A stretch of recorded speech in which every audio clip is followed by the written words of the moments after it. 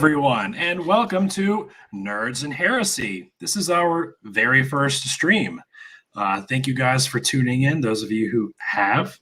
We're going to have just a fairly unscripted discussion, and there's going to be like a drinking game involved as well, where there's a secret word that Crimson has decided that neither I nor our guest knows about, and whenever it's mentioned, we're gonna take a drink.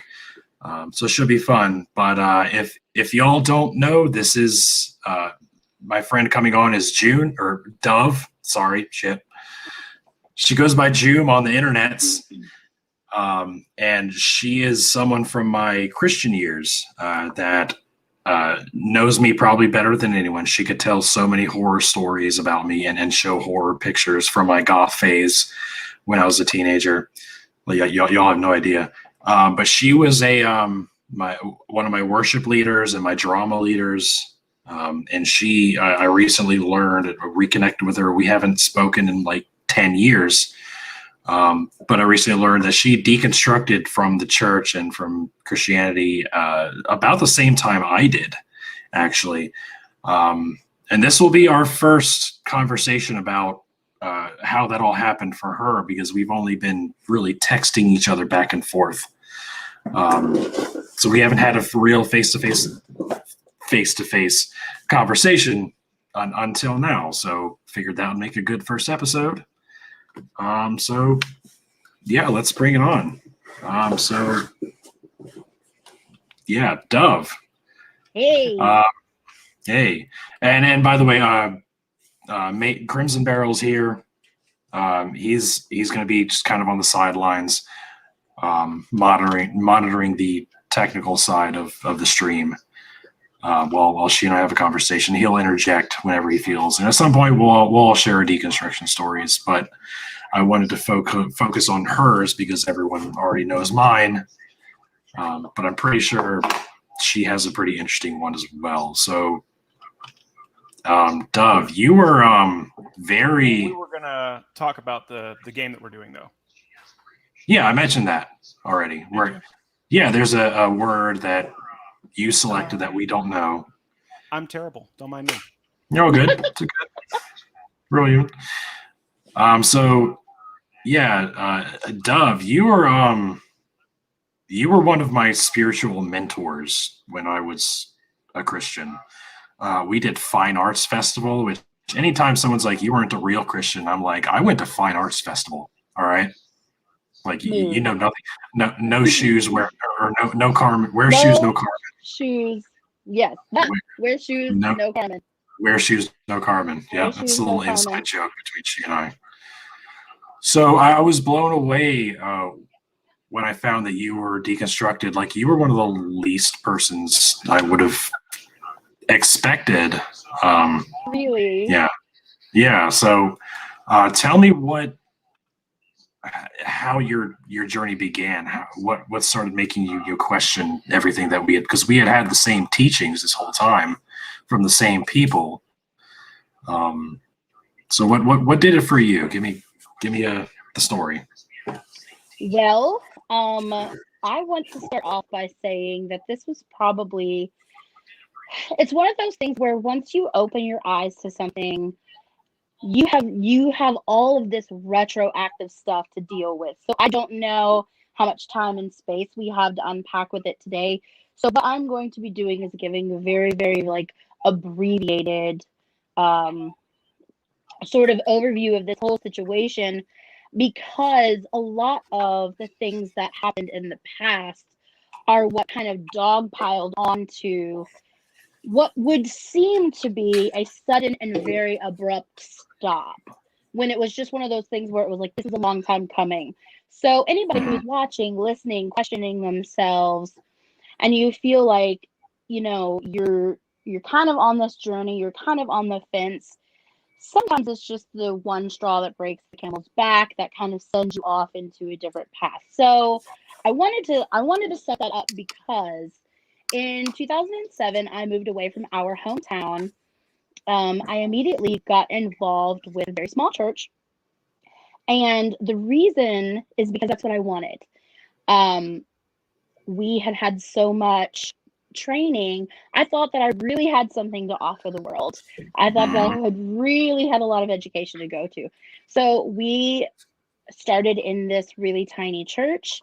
Very long story short, it took us maybe about 6 months to a year to really start to get involved in a deep leadership level.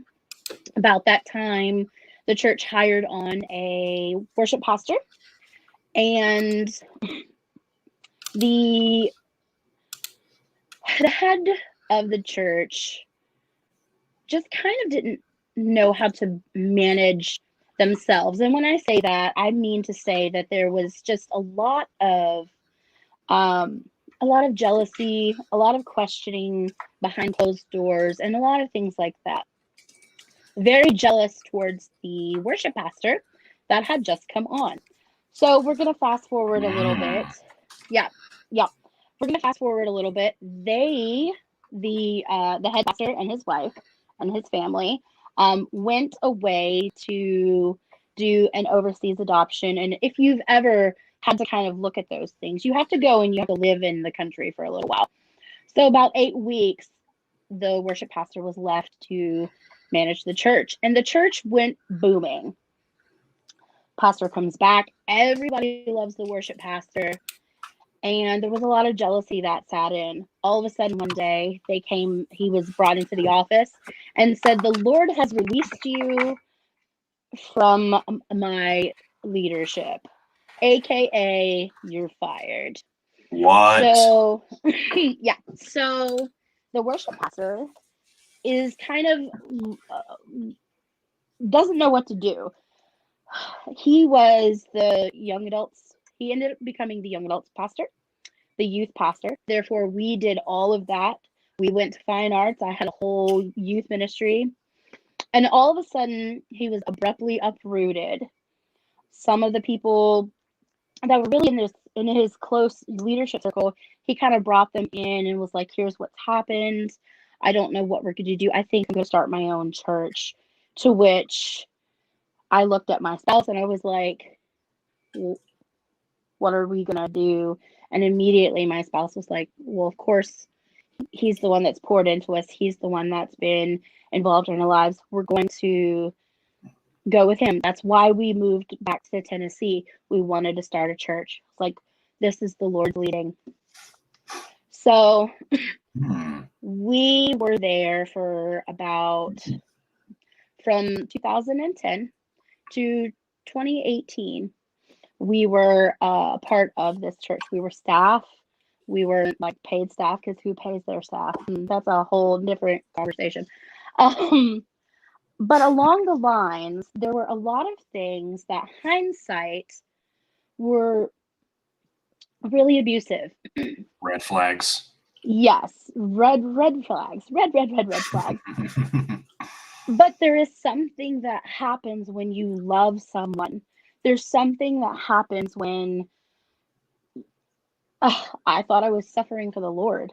I thought that I was doing these grand things, and I can look back on finances. I can look back on time. I can look back on so many things that I would set aside in my own home, to the point where there was one time, and I won't. This is a little bit of a shared story, so it's not all of mine to tell.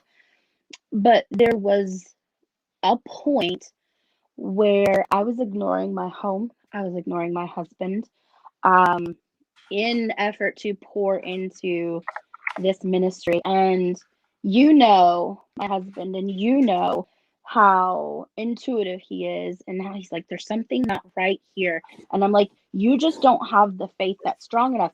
You're the intellectual one. You're the one that is overwhelmed by books and knowledge and information. I'm the feeling one. You're just being you're not in tune with the spirit." Is this the drinking game? Do we say all the cliches and then we take a drink? I was like, "You're not in tune with the spirit." And there was really a great divide in our marriage, so much so that it looked like at one point it could go a very dark way, and it didn't, thank goodness. Yeah, Um, thank goodness. so the ironic part of my deconstruction is my deconstruction started the day that I saw a miracle. And 2018, I was in a pool playing around with the young adults that had just had a baptism. A girl that had some heart problems since birth was supposed to swim around one side. I was supposed to swim around another and splash one of our friends that would refuse to get in the pool. I got there before she did. She did not come out of the water. I did a surface dive down to the 10-foot. I'm sorry, this gets me a little. No, Did a surface you're fine. dive to the 10-foot section of the pool. Mind you, I'm over 300 pounds. Carried this 6'2" girl to the edge of the pool. My husband and my then pastor performed CPR for 22 minutes. What? Without having a pulse, until the EMTs got there, got her on a helicopter and got her to the children's hospital. They got her heart started in the air, and Wow. she was purple. That's what she was probably given a trigger warning. She was dead, 100% dead. Her parents will tell Wow. you. And it is 1000% miraculous. And I will hold to that and hold on to that. Everyone in the chat, hold on to that, because that is part of the story. It is 100%, 1000% miraculous that she is here. Perfect CPR, perfect moments. All of the things that led up to that moment were perfect. However, I know that you and I were having a conversation in the back room before this happened. So you'll kind of appreciate, I say appreciate, you'll know what I mean. You'll appreciate where this story is going, because it was at that point that I thought nothing could stop us now. Nothing could stop us now. The whole church was together for this moment. Nothing could stop us now. And it was in that moment that our pastor, who had led us through so many things, started to become very self-destructive. And this is kind of one of those things where it's hard for me to own my side of the story in this. But I just want to tell somebody who's out there, because I feel like somebody needs to hear this, that if you have a story to tell, it's okay to tell your story. It's okay to say things that are hard to say. If somebody didn't want this story told, they should have treated you better. Right. So we fast forward a few months, and I'm opening up the church as I always do, and I happened to hear somebody sobbing in the bathroom, and I recognized it, and it was the pastor, who was the worship pastor, and his wife were co-pastors. So she was not a pastor's wife; she was very much a pastor. I caught my husband on Grindr. I said, "Excuse me?" Yeah, I caught my husband on Grindr. Wow. Okay. Okay. Let's get into it then.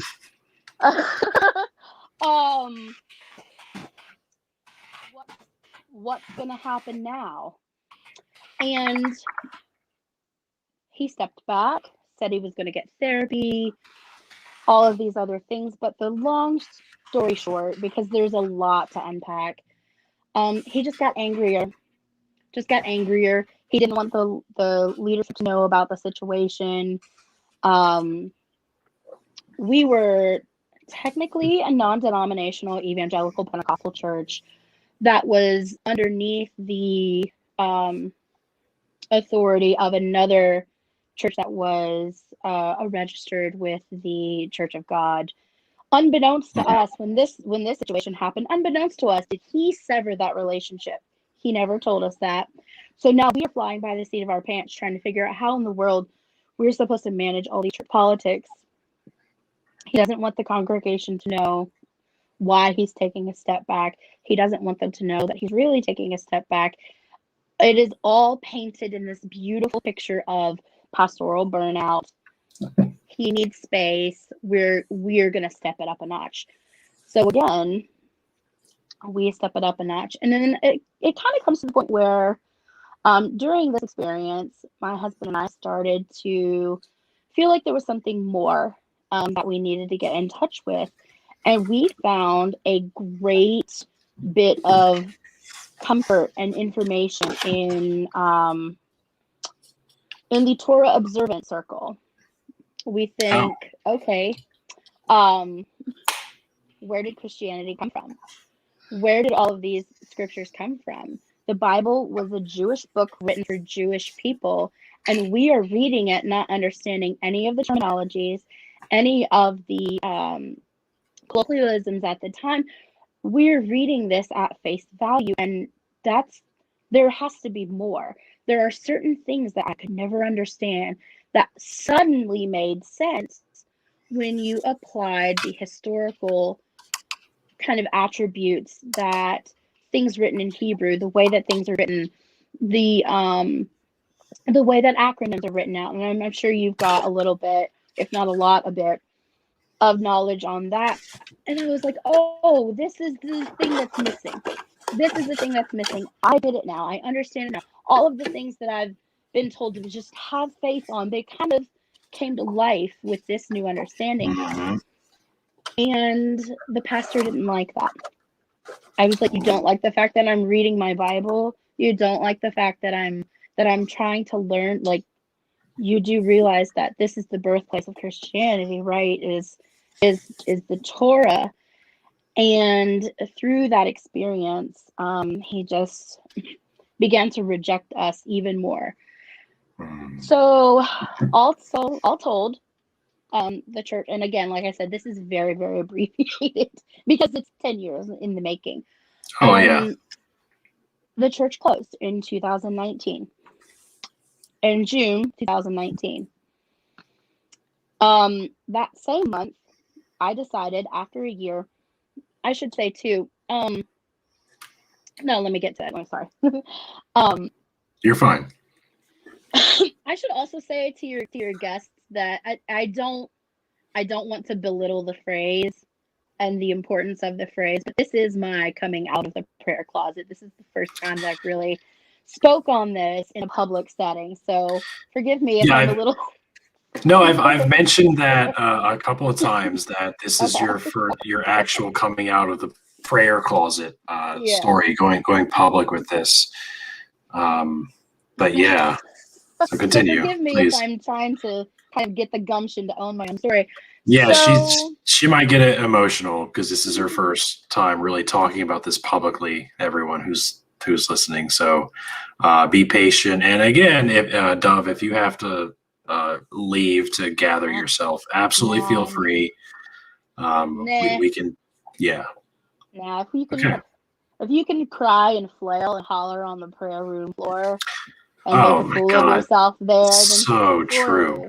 Surely so to God, true. I can show some emotion. I'll become even more undignified than this.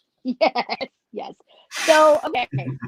So June 2019, the church officially came to a close. In that same month, I decided my husband's job had an opportunity to spouses to receive like, I don't know what to call it. It's some kind of special program that we had with our benefits where I could then go to therapy. And so during this experience, it had always been, the attention was on the former pastor. The attention was on the pastor's family. Nobody could be upset about anything else unless it was him because he did more stuff and blah, blah, blah. Big red flag. That's what I needed right now. Big red flag. Drink every time I say red flag. So that would have been a good word. I started going to therapy. It was a very short amount of time. Unfortunately, we didn't have that benefit open to us for very long. But in the couple of sessions that I went, I was diagnosed with PTSD. And we started to talk about the idea of narcissistic abuse. Oh. And I was like, well, now hold on. This is not an issue with my spouse. And she goes, no. everything that you've told me up until this point has been absolute gaslighting, manipulation, and narcissistic abuse. Oh, Oh, damn. oh. And so she was like, here's the exercises that we're going to do. Here's the books that we're going to read. Here's the things I want you to journal about. And I said, okay, great. I'll do that. August comes, August 9th, mind you. And I get a text message from this man who put all three of my best friends in a group chat. He proceeded to send this big long message about how we are the reason that he never we are gossiping. He found out we were gossiping about him, and I was like, no, we really weren't. Me and my best friend at the time and my husband were trying to figure out how in the world to keep your secret. We weren't gossiping about you. We were trying to function in a space. And he goes on this long text message tirade, and inside the text message, he proceeds to share private stories that we spoke to him about in confidence. He proceeds to share all of these things. Oh, you think you don't have any sin? You think you're so perfect of a person. Well, did you know your husband struggled with this? Did you know your friend struggled with that? And you didn't count. I was the bookkeeper too. You didn't count this money appropriately. You didn't do this appropriately. Are we going to talk about all the times you lied? Are we going to talk about all the times you stole? Granted, I've done none of this, mind you. Right. Wow. But the truth of the matter was, he did expose lots of information that I told him in confidence up front, after service, during prayer. This was not a casual conversation. My husband went to him about a very personal matter. Like, in his office, they talked for an hour. And all of a sudden, he's like, did you know your husband struggled with this? And I'm like, I don't care. What? It's your job not to expose him like that. So I did what I love to do. I wrote out an entire message counting down all of the things that were wrong with this message. And I opened the message with, fuck you and the horse you rode in on. Awesome. Thank you. So he was blocked. And again, very abbreviated. However, this kind of started opening me up to, now I have narcissistic abuse. Now I can see, it's all of a sudden I'm reading these books, I'm journaling these things, I'm researching this information, and I'm getting pings. This situation, complete narcissistic abuse. This situation, you're being completely gaslighted in. And all of these things come just kind of crumbling down around me. But wait, there's more. So I get to, my husband and I get to a point where we still feel a connection with this world. We still feel a connection with God. We still feel all of those things. And so we go out looking for another church, and like, I don't know where we're going to find one. We believe that the Old Testament has a great deal more impact than people are giving it credit for. So we actually stumbled upon, and we called it a unicorn at the time. We stumbled upon a small little church that was it was Pentecostal, charismatic, evangelical, but they observed Torah. And so we said, okay, we're going to go all in. We followed Levitical law. We ate kosher. Charlie wore tzitzit. He wore a kippah. I didn't.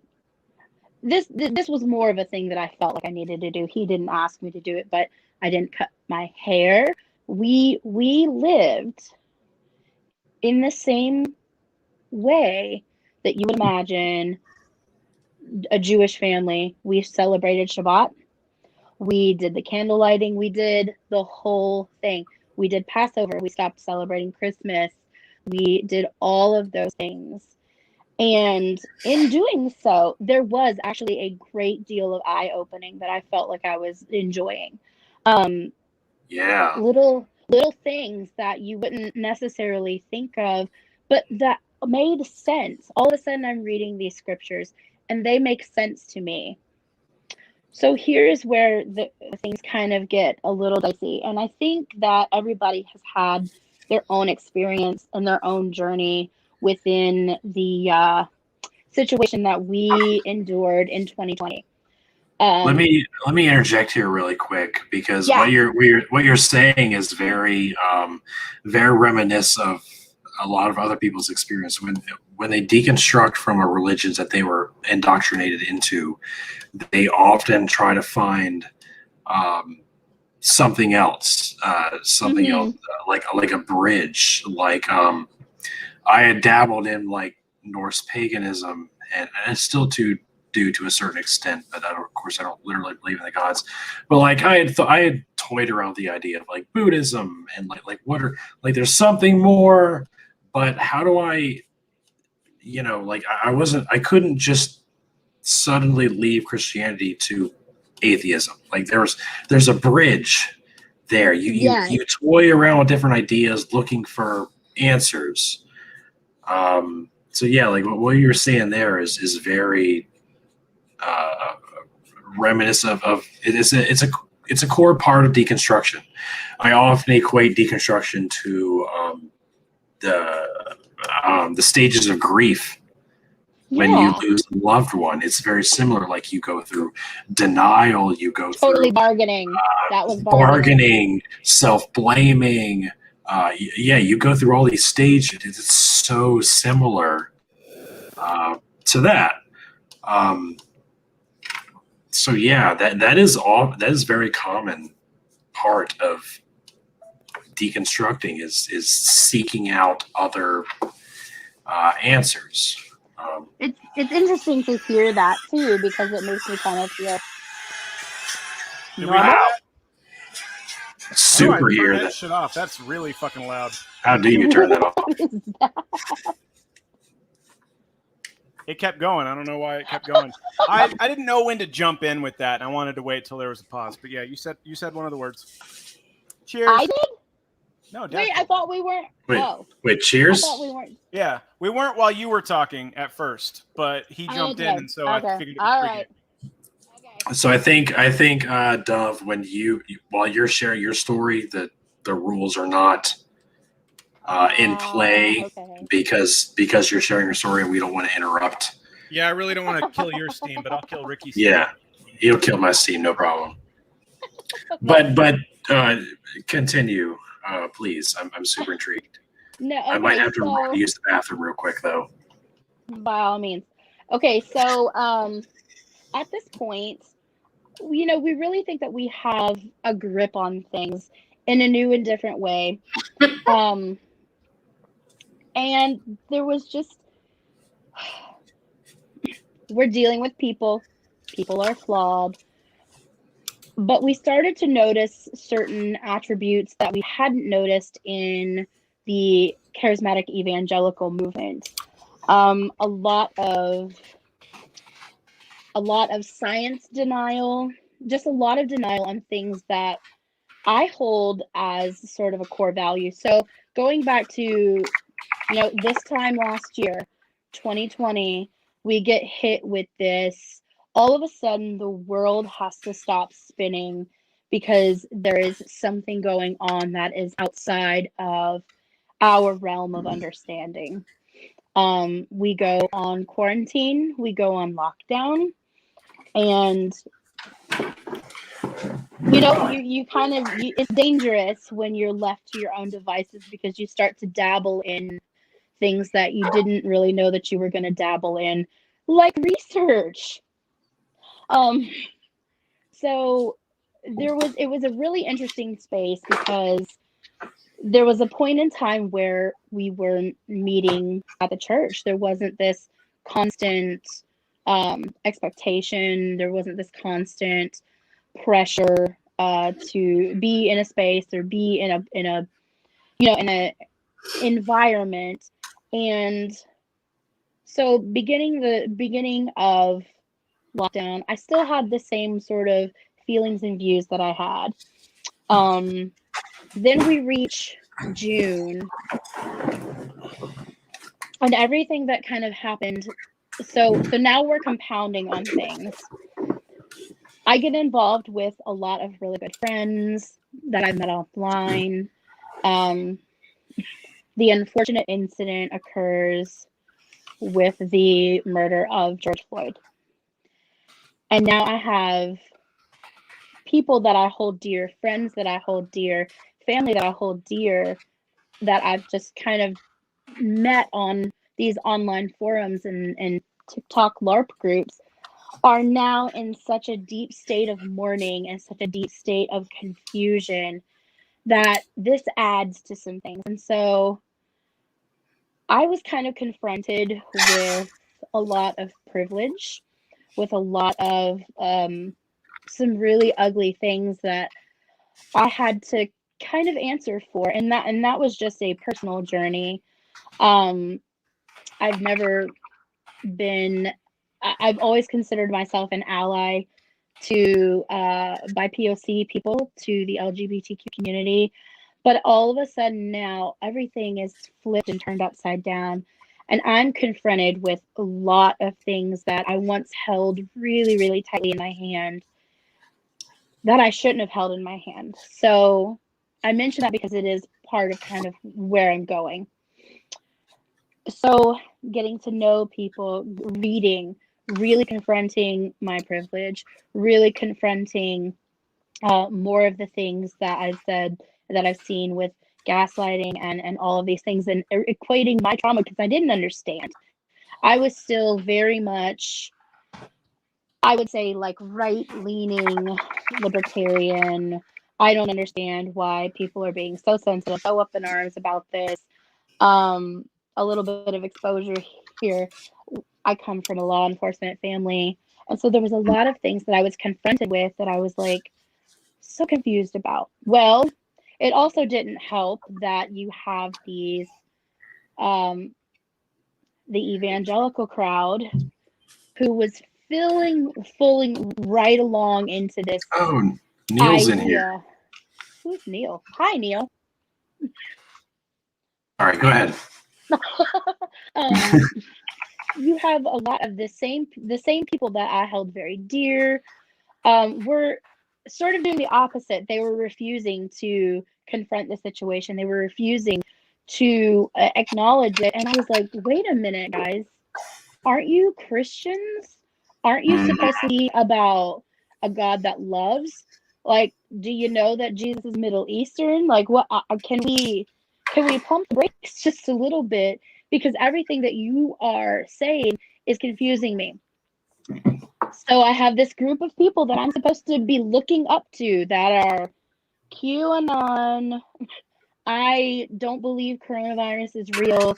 It's And just you're in the political heart of Tennessee, right? I am in the buckle of the Bible Belt. Yeah, like she is. Yeah, like she is surrounded. Right there. I could point my camera to some Trump flags right outside my window right now. They're still up. Them. Yeah, like so. Yeah, like I imagine you 6 feet away from me. surrounded by that type of. Yeah. Yes. Sorry, go ahead. I don't mean to interrupt. No. But yeah, that's funny. It kind of all leads up to, so we had this situation, and I'm unpacking my privilege privately, and I have people that have looked to me for, I'll say this here, I'm 38 years old. My husband and I don't have any children. I had one existing pregnancy that did not keep or take. We tried for several years because what do you do as a pastor's wife? You have kids. Ooh. And that's all I was worth. And so when we weren't able to have children, all of a sudden I have all of these beautiful people in my life that I've loved very dearly, and I grew up to to kind of backtrack a little bit, I grew up in a very loving home. I grew up in a home where I was the house you ran to if you had a problem. I was the kid that you stayed with if your parents were arguing. I don't remember. My parents bought a 4-bedroom house with no intention to have more than 2 children. I don't remember a time that bedroom was not occupied by somebody. we had somebody live their last life, live their last moment in there when they were kicked out of their home for having AIDS. We constantly had, there was not a word necessarily for it when I was growing up. Again, I'm 38, but we had people that were in mid-transition from male to female, female to male, who their families abandoned them and all of these things. So I grew up in a very truly loving environment, and that's ingrained in me. And so for years, mind you, I'm suppressing this idea that these things are okay. I've never once questioned my identity. I never once questioned my gender. Those were not things that I was concerned about. And I grew up in a home where it would have been quite accepted and quite okay for me to come out as non-binary or trans or gay. I just want to point out really quick, Dove, that nobody in the chats believes that you're 38. Yeah, I kind of wanted to jump in with the same thing, but there was like nobody believes you. December 27th, 1982. I also really like your shirt. It's got skulls. I couldn't see. Thank you. Thank you. I have great. a friend of mine that made this for me that has a t-shirt company. Yeah. Shameless plug. Look up lunartic.co. Lunartic.co on Instagram. Code Candy for 10% off. Ooh, shout out. All right. But yeah, keep going. So I was kind of faced with all of these things. And yes, like you said, I am in the Bible belt buckle. So I just kind of have it surrounding me and I can't really escape it. And I've grown up in this space where all of these things would be quite accepted. So this fast forwards to, and again, this is all kind of sprinkled in. I have kids. I mean, I've never given birth, but I've given birth with my soul. And I have several people that are adults that have been kind of abandoned by their families when they came out. I hosted 2 very lovely girls in my home for a couple of weeks while one transitioned from one side of the country to the other to be with their partner. Ryan, who I think, Ricky, you know, Ryan calls me mom. Ryan Lampman calls me mom. Ryan, holy sh! Help me out. Figure out that. Oh, Josh Lampman's brother. Yes. Holy shit. Yeah. Very close relationship with him. Oh. Like legitimately calls me mom. It's not ironic. I'm the one that gets a birthday card. Yeah. So I have all of these. So I have all of these lovely people, trans people, gay people, non-binary people that call myself and my husband their family. And so there's this internal struggle right now that's going on in me where it almost feels like, see, it's not a secret, right? It's not a secret that I'm an ally. But there's a part of me that's like, I go and spend time, money, and effort at a place that my children would never be able to walk into. Mm-hmm. And I have to reconcile that. And I have to go, okay, but I don't understand all of these things. And again, that plays into the things that are coming along. So we finally get to the point where we're able to sort of meet again in moderation. And now it's election time. Oh boy. I have never seen, maybe I have seen and didn't notice, I have never seen such ugly from people who raise their hands and talk about a God of love.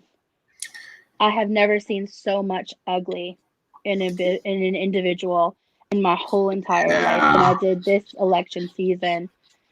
And after the election, we got a text message that, said, we are going to meet and pray for the election results. And I'm like, What? My husband and I look at each other and we're like, we have to tell them that they need to not send us these text messages because that's not how we voted. And so we had a very odd and candid conversation with with those pastors.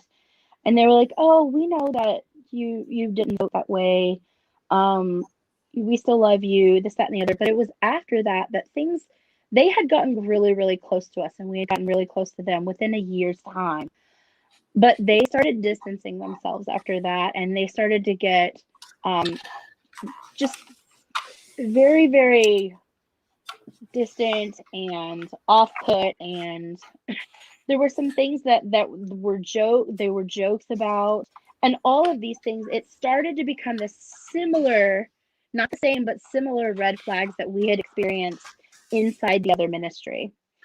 Hang on, I gotta give a shout out to Jagazis, who just popped into the show.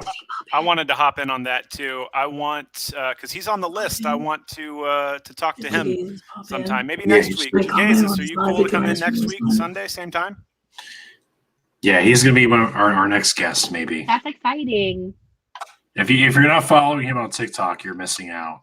Oh, he's perfect. I want him to marry me. Like Dove, you would enjoy his content. Okay. Like looking on TikTok. You really would. Okay.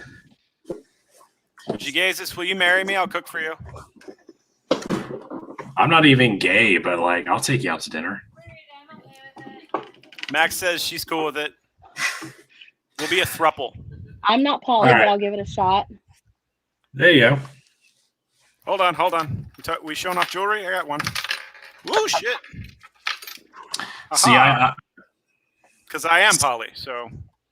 Word. See, I'm not. I had a ring that had our anniversary on it in Roman numerals, and I just blacked it out when I separated from that person. Okay. But I'm gonna be remarried within a month or so, finally. So yeah. Anyway, continue, Dom. Sorry. No, you're fine. So we're rounding about the corner.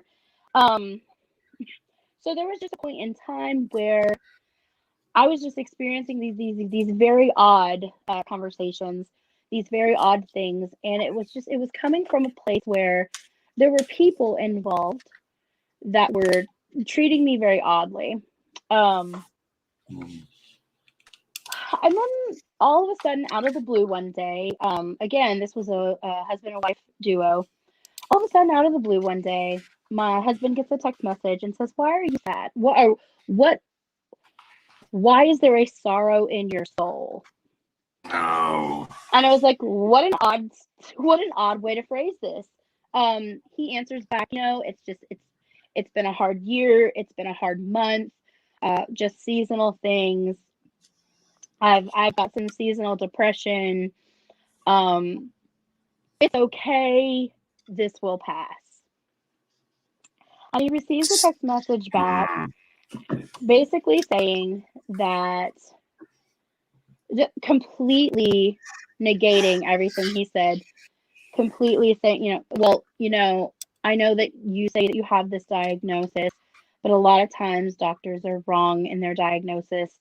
And in addition to that, when there's someone in your life that is so close to you and so dear to you that is exhibiting the same toxic behavior, oftentimes you could be spiritually picking up on their toxicity.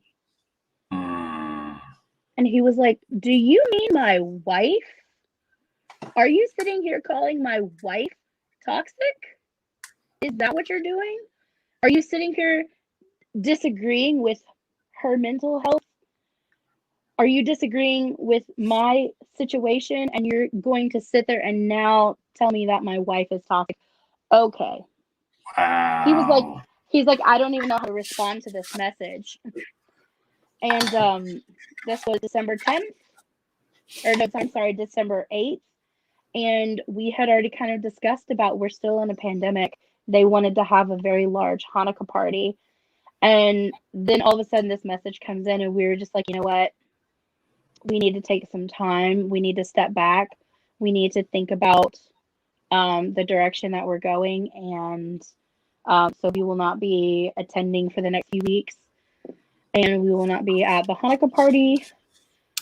And their response back was just very much like, we figured that that's what was going to happen when you couldn't absorb truth.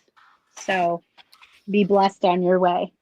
You got a question from the comments here of Okay. asking if you credit, baby.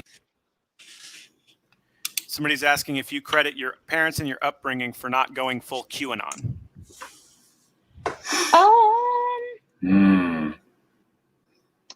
Because I knew your parents. I knew them fairly well. Like, yeah. I want to say yes. There was definitely there's definitely appeal in it. We tend to want to, and I think this is the crux really of the conversation, to be perfectly honest. When we are confused about something and when we have gaps in reality, we tend to want to bridge those gaps so that everything kind of comes together in a nice, neat package. QAnon to a curious stay-at-home life is appealing. It is unfortunately very appealing because it brings this sensationalism to the front and things that you think, oh, this is so ludicrous. But wait, And so I do think that there is a grand amount of appeal. I think that it's very unfortunate because I think once you are, there are plenty of studies that say that people with abuse in their past tend to naturally gravitate towards that. And I feel like it's massive gaslighting and massive confusion wrapped up in this pretty little bow that says this is the answer. And so I want to say yes, because I'm a why asker by nature. It used to irritate my parents. It used to irritate my parents so much, but they were always the ones that encouraged me. And there was just something in the branding of that entire conspiracy experience that I'll admit sounded really appealing when you look at things from a right-leaning point of view. But there was something grounding me to reality that said, no, there's not reality based in this. Hence, now, I would say reality. And by the way, that's exactly.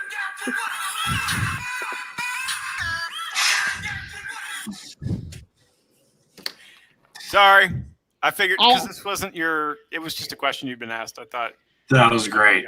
I appreciate that. So, Dove, it seems like your deconstruction, because you and I knew each other very, very personally, and it's interesting to see that your deconstruction came as sort of a result of recognizing your surroundings and how hypocritical it was in regards to their political leanings. And so all of those things together kind of compounded on one another. And the thing that, and I will say this, and then I will close with my story because it's been going on for forever, is this is the ironic thing, and these are the things that I told you to hold on to. I don't, right where I'm at right now, because it is still new. This was December of 2020. Where I'm at right now, the unfortunate, confusing, I think it would be easier for me if I didn't believe in God straight up. There is something, and maybe this is part of that, like you said, like that bridging, and that will kind of evolve as we go along.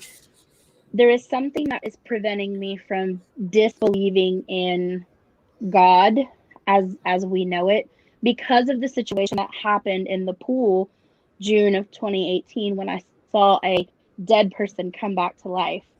However, what I can conclude is that his miracles are inconsistent. They seem to favor only certain people, and I do not understand. There are too many things that I do not understand. There's too much. It is too much, and this is not a judgment to anybody who does any sort of business like this, but it feels very multi-level marketing. You bring a friend to church, and then they bring a friend to church, and then they bring a friend to church, but you can't talk about your problems because then you don't have enough faith. Shh, don't tell anybody. If I So sat there and I told you that I had a partner that said when I was hurting, I went to them and said, yeah, a lot of people hurt like that, but don't tell anybody. Don't tell anybody you're struggling with that. That's not enough faith. Pray harder. hold You on. have Let me jump in here because Okay. what's interesting is like you're saying you saw someone, like you saw a miracle, essentially. Someone who should have died but didn't, and you saw that as a miracle, and somehow that was not a testament to the existence of God, but is sort of a critique of him. It's very similar to what I experienced with my ex-wife. Our third child was born. And I'm getting kind of personal here, which I try not to do, but I'm going to because fuck it, and it ties into what you're saying so well. My youngest child, Deacon, he almost didn't make it. He had 2 different heart rate monitors on him, and they both flatlined. And they rushed her into an emergency C-section, and they gutted her like a fish. And they pushed me into a tiny, dark, cold room. I'm not exaggerating. It was small, it was dark, it was cold. And I just had to sit there like, what is happening on the other side of that glass wall? It seemed like, when I tell you that time stood still, Yep. like it seemed like a fucking eternity. And then they wheeled my perfectly healthy child, and I was praying. I was for the most part deconstructed at this point, but I started to like backslide in my deconstruction, and I started praying in that moment, and then along came my perfectly healthy child who was flatlining on 2 separate heart rate monitors, and I was like, God spared my child. And then later I thought about it more, like why did he spare my child, but he didn't give a fuck about so many other people's children even after they're born? Like sudden infant death syndrome is a thing. People, like parents wake up and their child is a year old or less, and they just wake up and they're fucking dead in their crib for no fucking reason. I'm like, why did God save my child but doesn't give a fuck about all these other ones? You and I prayed for my mom to get a lung transplant. We're praying for someone else to die. Oh my God, yes. That's exactly right. Like it's like a false dichotomy. Like it's difficult to wrap your mind around. That's where you almost have to not respect, but find a more reasonable truth, I guess, in mythologies whose gods don't give a shit about humanity. Whether it's like just indifference or actual like we fucking hate humans. Because that honestly makes more sense than some benevolent creator god. Because like you said, why would SIDS exist? Unless humans are separate from any sort of divinity or higher dimensional being, if you consider it that way, and there's no connection there, or even if they kick-started life, as it were, 300 billion years ago with the formation of the first DNA and protozoa and whatnot. If that was the case, and then they just fucked off, they're like, we don't care after that point. It was, and that's exactly, and that in and of itself is why I started to, all of these things kind of started to connect. It's one of those things where it's like, if you have, by the grace of whatever, the ability to open up and open up your eyes to the sort of covert nature in gaslighting. All of the things that I was finding in my therapy sessions, I would look through scriptures and I was like, that's gaslighting. That's literally Yeah. narcissistic abuse. That is narcissistic abuse. God is a narcissist. And so if I am to believe anything, if I am to believe that there is a Judeo-Christian God, if I am speaking of Yahweh, father of 3 Abrahamic religions, I am saying that he is a narcissist. And I don't necessarily know that I would call what we had, if I'm the bride of Christ, we had an amicable breakup. There were no tears, it was, I need to be outside of this environment. And I at this point, I don't necessarily know if Yahweh exists. What I do know is whoever is putting on that mask is a narcissist, and I want nothing to do with them. Did you say Bride of Christ? Was that something in your origin that I missed? Because I am running like 3 different things at once. Sorry. Bride of Christ? I haven't heard that before. No. You've never heard of Bride of Christ? Like, we are the bride of Christ. We are the bride of Christ. Even men. I've heard of, like, included. because so in Freemasonry, the women are often called Job's daughters, which is a weird thing.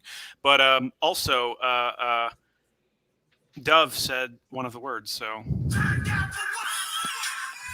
Oh shit! All right. Drink. I hope that that doesn't get us like somebody upset at us from the thing. Where's the button? Hold on. Oh, we're not monetized. We're just doing this Oh, for fun. There we go. Everybody drink. Take a shot. Everybody drink. Oh, I think you missed it because you're in your own world there. I don't know if you're actually watching this. Oh, well, you have to be because we're not on Discord. Anyway, am I still unmuted? I am. When you popped up, I flashed Pastor Backstreet on the screen. Yes, I saw that. I saw that you laughed, but he didn't notice, and it kind of I cracked. don't think he did. I think he was in his own little world. Trying to make moderators in the chat. It's your channel, so you have to do it. Who's in the chat? I'm watching the chat. I can moderate it from StreamYard because I'm technically signed in as you on StreamYard. But I haven't seen anybody acting a fool. Are there trolls? Is someone trying to be a moderator? My significant other just told me that there's people trying to. Yeah, we're trying to figure out how to do it. Well, that's what I said. Is like I deputize basically everybody that's in the chat right now as moderators so that they can mute people if they're being dupes. Yeah, we haven't had any issues. I don't have a whole lot of people here for now. But. Well, so Oz just said in the chat I can click on the 3 dots to mod there, but all I have the option to do is put them in timeout or block them, which I'll do in a fucking heartbeat if somebody's in here with their Jesus is King bullshit. But, yeah. you know, as far as making other people moderate, then... Shada Q is the only one acting up. And speaking of which... Wait. Is the word Q? Yeah, we have to try and figure out. Is the word Q? No, the word's not Q. That wasn't my guess. I want everybody in the chat to drink with us. Go find something. Everyone in chat. Peer pressure. It's all Shannon's fault. That's right, Oz. So, like, Dove, your deconstruction was. It was intellectual, but it was also emotional at the same time. Very much so. As mine was like, I like to describe mine as, I often say I left my faith intellectually long before I left it emotionally. So like I left my faith intellectually shortly after I graduated because I learned all of the shit that we had been told all this time that turned out to be wrong, and then you lost your faith in a Cheddar's parking lot when you were 19 years old. Wait, what? I said you lost your faith in a Cheddar's I parking heard lot. you. I'm just not sure what happened to the Cheddar's parking lot. I feel like I know you're referring to something, but I can't remember what it was. Was me, an unspeakable male, and you talking about the deeper things in life in a Cheddar parking lot, and all of it. I am not. You had mentioned something about how you were like, you were the last person I thought my money was on you way before. I was like, you're too smart for this. You're too smart for all of this. We might have to have a conversation offline about this. Oh man, yeah, y'all have no idea. Like she could tell y'all some fucking stories about me. Well, yeah, let's fucking hear 'em. Cheddars. Oh my god. Yeah, why the fuck not? Yeah. I don't know. Tell. Okay. Do your worst, Dove. Do your worst. I'm ready. Okay. A picture's worth 1,000 words. Oh yeah. Is that a trench coat? What the fuck are you wearing? It is. It is a trench coat. God. Let me see. Hold on. The date. I own one, but I don't know where it is. What is The date is 8/22/07. You're wearing a 07. trench coat and fucking sneakers, you I nerd. had a trench coat. No, I had a. Oh, those are shit kickers.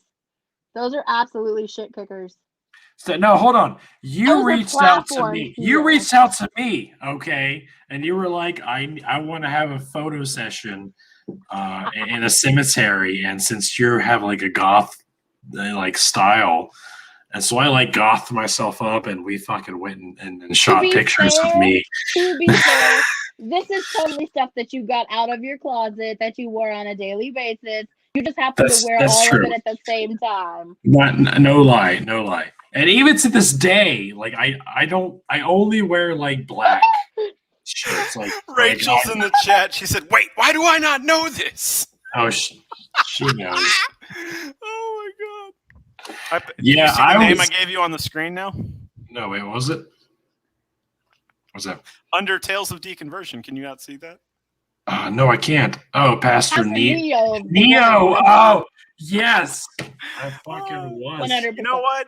Because my dad bought me a really fancy trench coat when I was in the 8th grade, and he bought a bigger size hoping I'd grow into it. And it's leather. So he's like, I want this. You're going to have this for the rest of your life if you take care of it, which I have been, except I don't know where the fuck it is right now. Anyway, and so, but they didn't call me Neo growing up. They called me Morpheus. And I'm like, do you see my skin tone? What the fuck? Which I'm like, Neo. How is that an insult? That's a badass name and it's a badass character. Like, exactly. So now we're getting into it. Like, yeah, I as a teenager, I was very much into like the goth subculture, and I dress in all black, which I still fucking do. No. We have to get into this. Sorry. Mommy's foul mouth in the comments said, that picture screams, I want to be Brandon Lee. And I know for a fact The Crow is your favorite movie. The Crow is that's absolutely right.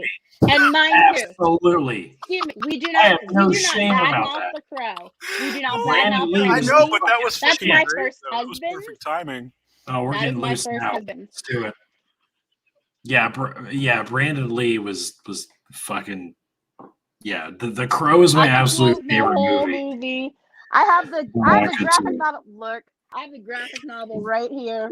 You have the graphic novel? Oh, I'm so jelly. Oh my god.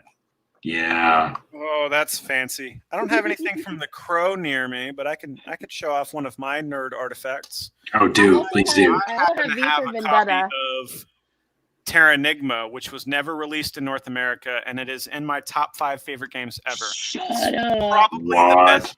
You know what Terranigma is? I'm so jealous. I think she does. Don't play with me, Dove. We will be best friends. I need to use the bathroom again. You two hash it out. Max just said I found a new crush. You goddamn right. You know what Terranigma is? I'm going to stream that to my YouTube later.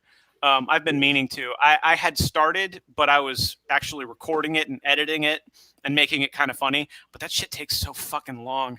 I don't know how you do it. And then let somebody do that for me. That's what I don't know. I don't know how to do any of that. I can barely make TikToks. I'm kind of moderating this, and I did all the fancy banners and whatnot for branding, which meant I had to pay money. I had to give them $20. Whatever, I'll do it. Oh, 25. Anyway, but like, so our logo in the top corner, the Nerds and Heresy, I did that. And then I Yeah, I kind of dig it. this one, which looks like a battle axe. I did that on purpose with a cross in the center for the plus, but also just kind of poking fun at the cross itself. So yeah, so I do all the work. Don't let fucking Ricky fool you. No, he'd admit to that. I'm handling the technical aspect. I also moderate his fucking Discord. I'm Ricky's bitch. I am totally the one that's like, I want to be where the youths are, and I'm the grandma that's like, somebody teach me Discord. How do I get that? So. Well, I've been messing with computers basically my whole life. I learned how to code when I was 5 years old, playing a game called ZZT. Came out in 1991. Tim Sweeney, the founder of Epic Games, made it in his garage. Essentially, that's how he got his start. Was a game called ZZT, which still has an active community 30 years later. The people still make games for it. And it is low res. It is like a smiley face that shoots dots. If anybody in chat knows what I'm talking about, I'll love you forever. DM me, let's be friends. But yeah, no, ZZT was fucking amazing. That was a good chunk of my childhood. All right, yeah, I learned how to fucking program from that. So Dove, you I want to show off this for Rachel real quick. Max go made for it. Rachel. What You see stone this is this? here? It's an Amazonite. Are you watching this? I've never. He's showing you something. Look, So this I is also like have at Goblin least Rock. 40 seconds behind. It might be behind. Yeah, it's at least 40 seconds behind. Okay. It's Anyway, it'll probably pop up for Rachel here in a sec. I'm just kind of showing it off. Apparently, it's an Amazonite, and Max made Amazonite. Max made you an Amazonite pendant. So, Dove, you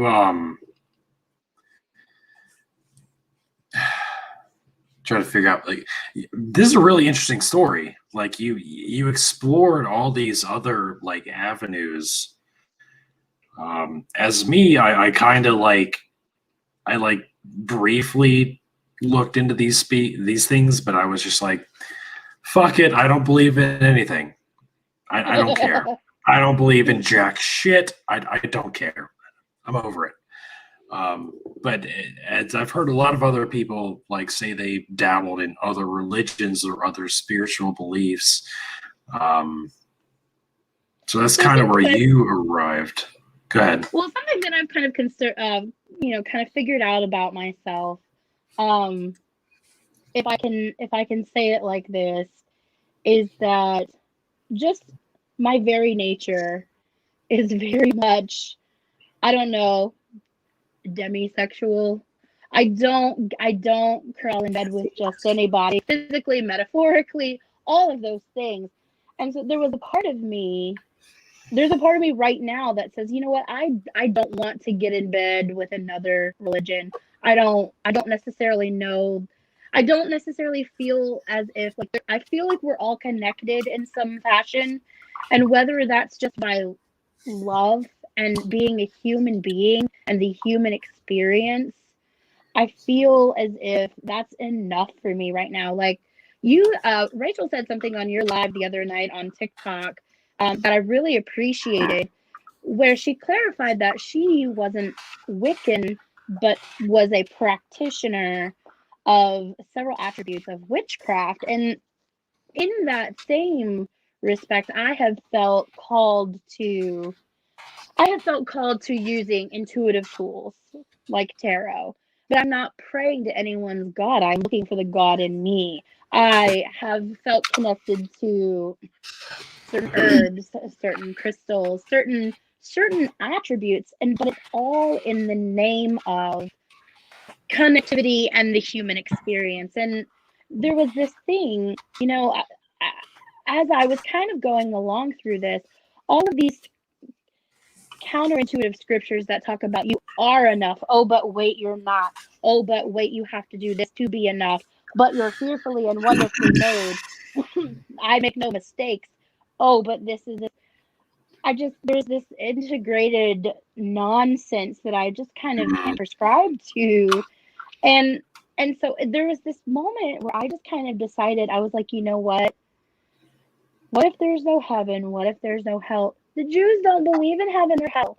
What if Right. this right here and pouring into like the way that the Jewish people kind of live on forever is in their legacy. And so I'm thinking just what kind of love legacy am I leaving behind?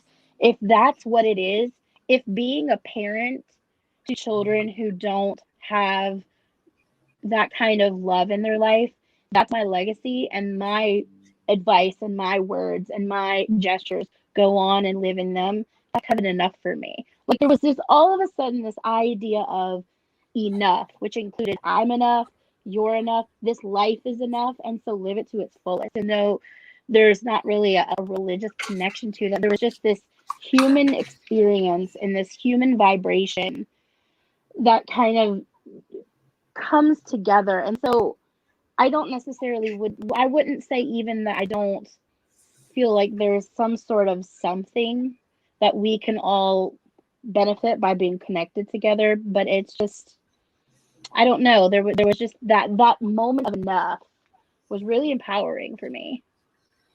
Yeah, definitely. Oh goodness, where do we go from here? I don't know. Who does? You can go into because it's the first stream for YouTube. You can go into your deconversion so that anybody asking fucking questions can just watch this stream. Yeah. So every other day, somebody, are you an atheist? Oh my god, it's insane. I'm like, you new here? You must be new here, bro. But yeah, like Dove will attest. I was a very, very devout believer. Like we did street evangelism together, like fine arts festivals, missions trips. Like we did everything. We were very, very staunch believers in these things. And I went to college. And when I went to college, I had several people, because I went to college because I had a lot of people prophesy over me that God had called me to ministry, because I knew the Bible, I knew scripture better than most of my peers, because I became obsessed with the Bible. I read that shit cover to cover, and I studied it, and then people noticed, and they were like, God has called you to ministry. So I went off to college because I was like, God wants me to be in ministry because that's what other people told me. Must be true. Must be fucking true. So and then I get to college, and one of the first things they tell you is, hey, forget everything you've ever fucking learned. It's probably wrong. Yep. And then you're told the Gospels were not written by eyewitnesses. They were written anonymously. We have no idea who wrote them. In fact, given the average life expectancy of the time, which was like 48, 50 years, whoever wrote down the Gospels, the original eyewitnesses were probably fucking dead before these things were written down. So we have secondhand accounts. That's the best we have, is secondhand account. She's mocking me. Stop. That's the best we have, is secondhand accounts of all these miracles of Jesus. And you're like, hey, Paul doesn't talk about these miracles. Why doesn't he? He talks about the miracles of the Old Testament, but he doesn't talk about the miracles of the New Testament. And then I'm like, okay, hold on. Hold the fuck up. All this shit I had been told for the past 10 years. And I had taken, and Dove, you were in the same class as I was in our church, that our church held. The same discipleship classes were like, this is why it's reliable, because the gospel's written by eyewitness testimony.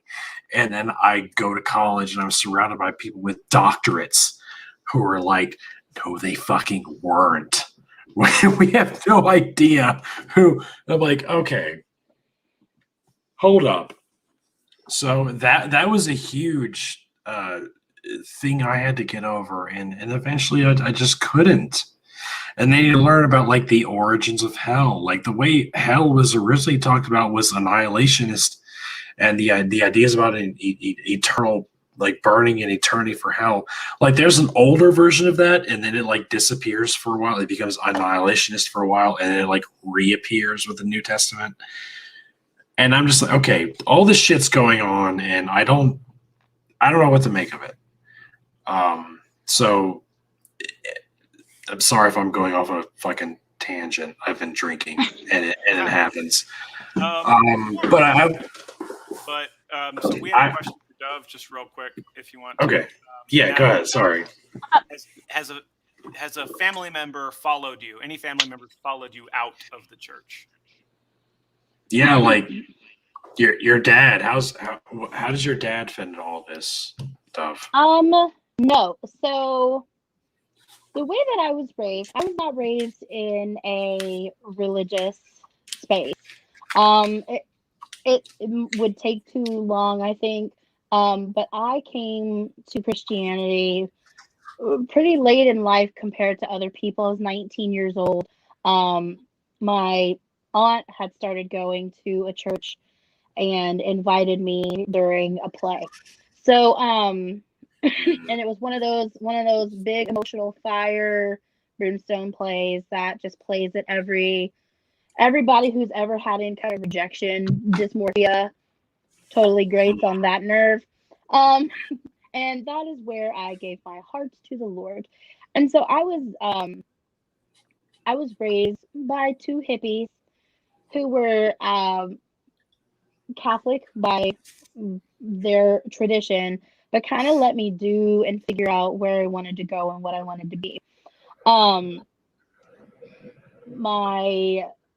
mom and dad, they had a sense of something higher, but they never really defined it. And my brother was in the same youth group at the same time that Ricky was. He left quite some time prior to kind of being in young adults. They were around the same age, to be honest. And just some other things that had happened to him. But just to kind of give you some perspective, my mom passed away in 2005. And 4 days before she passed away, this was my crowning achievement. My crowning moment. 4 days before she passed away, I led her in prayer to give her heart to the Lord. I remember this. Oh my God, I remember this. That was my crowning achievement. If I died right then, I was good. Likewise, I was also the one who led my husband to the Lord. Yeah. And and then I sent him Ricky's way. Because they were both in Tennessee at the time. It was your fault. There's a whole other story about that. But so, like, I feel like my parents had an understanding of something higher. For a brief moment in time, my father had kind of gone Bye, to church. Jesus. Thanks for jumping in. Love you. Bye. Huge fan. Bye. Follow Jesus on TikTok. Everyone. Okay, you have to send me a list of people to follow. So my parents don't. My mom, of course, passed away. My dad, he kind of, I feel like he has this tradition. Like, I don't consider him a religious person. However, a lot of the things that he does and says are very tradition rooted. In the same way, like he would wish Jesus a happy birthday on Christmas. Easter was always a big thing for him. But the man's not cracked open a Bible, and I'm going to say probably 25 years. So I don't. Now, my husband's family, on the other hand, and I will use this with caution because it's not my story to tell. He's very close to his family. His father has since passed away and was a very faithful man. I would have loved to have his perspective during this entire deconstruction process because he could quote you the Bible. He could quote you the Dead Sea Scrolls, the Talmud. Like, he was a very learned man. And then my husband's mom has no idea. And she grew up, was raised Baptist, and she kind of hangs her hat on the idea of the peace that comes with the idea of her children being in heaven. And so that's not something that we've really discussed with many of our family members. Like I said, this podcast is me coming out into a public space, talking about all of this for the very first time. The three friends that I retained from my experience in the first church where we were at for 10 years, I don't even know that they really know.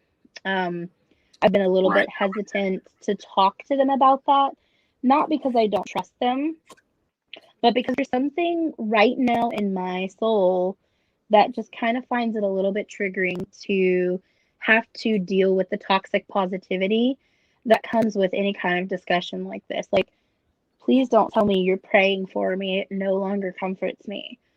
Please don't quote a scripture to me. It no longer comforts me. It just makes me angry. It just makes me more confused because all I can see right now is the red letters. It's the red tape. And so let me tell you that no one else knows who this is but Mike and Tammy. Yeah. They sent me, or Mike sent me the copy of I Don't Have Enough Faith to Be an Atheist, written by, I can't remember his name now. And he asked me to read it. And I did. And then he messaged me. He was like, hey, so what did you think about that book I sent you? And I was like, it's absolute fucking garbage. And all of it is. Like, and he still texts me to this day, like, hey, brother, just checking in on you. How you doing? Like, just like, I see what you're doing. Like, he sends me this book that he thinks is gonna like reconvert me, and like, you don't understand. Like, I could tell you shit that would make you leave your faith. We just haven't had that conversation yet. Like, you have no fucking idea. It surprises me that he did it and not her. Exactly. Yeah, like, because he's the intellectual one. He's the one who asks questions. But he had that experience where he tried to He tried to commit suicide by walking in front of a semi truck on the interstate, and he survived. He was on life support for a very long time, but he survived. And he's like, okay, this is because God. And I'm like, okay, cool. I'm glad you survived. But if you had chosen to start a shotgun, you would not have survived that. Right. Like, the human body is capable of more than we think it is. Just because you survived something like incredible is not evidence of God. But that is experiential, anecdotal evidence that has convinced him that God is real, that Jesus is real, that everything he has been taught is real. And like, if I come to him and have this one-on-one conversation and like, do you really want to know where Jesus came from? The idea of Jesus? Do you really want to know how much pagan mythology has been plagiarized by the Bible? Which, may I say, in practition of Levitical Old Testament Judaism, I am baffled by the idea of scriptures that talk about don't do this like pagans do. And I'm like, oh, so every Friday night I didn't sit at my table, thank God for my blessings, and light 2 candles, and was meant to meditate and rest until those candles blew out. Like, Shabbat Shalom. That's witchcraft. Yeah, I light candles now. I'm looking at my husband. Not doing it for Yahweh. Listen, okay, well, he made this rock. He made the herbs that are sitting on my husband's altar. So Frank Turek. Yeah, thank you, Shannon. He blocked you on Twitter? No. Wait, what? Wait, what's happening? I kind of want to jump in just a little bit because I think this is hilarious. Because you briefly spoke about, do you want me to talk to you because I'll tell you things that will change your faith, that'll get you to give up the faith. So having grown up to an extent from about like 12 to 16, honestly. Wait, who's keeping you accountable for not saying the word? I'm keeping me accountable. We Mhm. drank because I said the word. Matter of fact, I said a different word that I need to do the thing for. His husky mix behind him is holding Ah, him okay. to it. It's a reliable source. Oh, hold on. Oh, it doesn't work. No, I caught it, but then like Dadpool was on a tangent, and I didn't want to do that. Yes, I tend to do that, especially when I've been drinking. Sorry. Drink your Pepsi. I jumped My in cup is with a phrase when Dove was talking, and in that phrase I said the word, or one of the words I should say. So. Oh, Ethan Lawless is in here. Hey, what's going on, man? Well, he had to step out, but he's listening, so he's at work. Okay. But yeah, so no, I was Mormon for like 4 years technically. I What? was forced I to didn't go know to that. church. I was ordained a deacon and then a priest, so I was given the Aaronic priesthood. Which, when they did that, I was still like, I guess that church was really kind of lax because we had to do like sit-ins with the bishop, and I told him things. He's like, "Do you have any problems with pornography?" I'm like, "Well, it's not a problem, but." Why? Do you need a recommendation? Yeah, right. I was like, these channels are really good.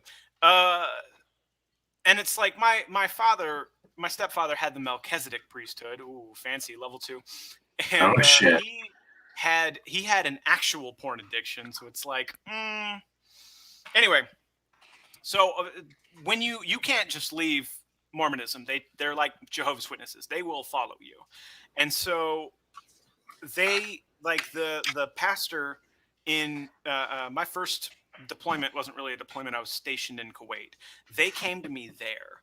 Like, they found me there. And then when I moved, I didn't tell them where I was being stationed. Hold on, they came to you in Kuwait? In Kuwait, yes. I've been to Kuwait. I spent 2 weeks in Kuwait. That is some next level shit. That is wild. My dad spent a year there. I was in Arif John for like 9 months of the first year I was there, and then I had to go to Iraq, and then this last deployment was 10 months to Ali Al Salam. But anyway, no, they found me in Kuwait. There was a pastor.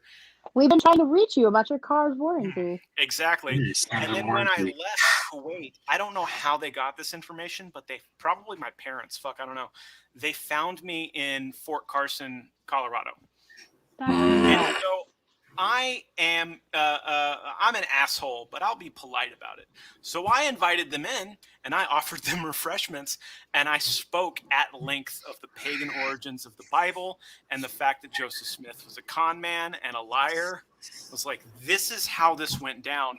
And y'all are new to the faith, so you might not know this, but were you aware that in the 1970s, still, black men were not allowed to hold the priesthood in the Mormon church? They were allowed to attend, but they weren't allowed to be a part of the actual church. They weren't allowed to do any of the services. They weren't allowed at any of the like extra church services. So like youth groups, none of that. And I was like, the only reason that they changed that, they made a new Doctrine and Covenant in like 1978, 79. The only reason that they changed, not because they realized that they were morally on the wrong side of history, but because BYU has a college football team, and other teams in the Mountain West Division would not play with BYU. The Mormon Church's racist policies. So they changed their mind. They came out with a new doctrine that was like, black men can hold the priesthood now. Wow. And that's the only racist institution, college football.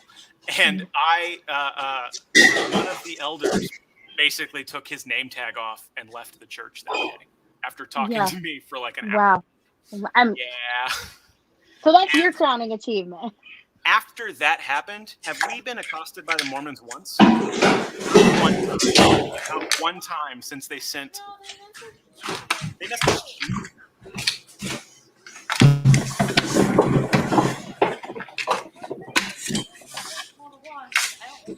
How the hell did they get your number?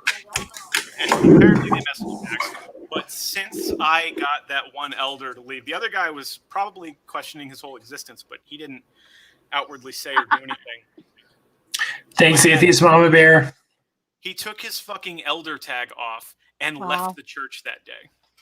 That does not surprise me. It really doesn't. Yeah, you weren't on mute, Ricky. There was some kind of audio that was really loud in the background. Oh, I'm sorry. So I can go into mine really briefly. My Yeah. deconversion story isn't even really a deconversion story. It's very brief. Growing up with my mom and my dad before they split up, we were like church once a year kind of people. If we were at my grandparents' house or my grandparents came to our house, that was basically the only time we ever went to church. I didn't care much for the Bible or Jesus or God. I'm sure my parents believed in it, but they never really spoke at length about it. And when I was made to go to church, I would have to sit in like Sunday sessions with a bunch of other kids and a pastor, priest, father, whoever the fuck, and learn about the fun stories that they want to tell the kids, like Noah's Ark.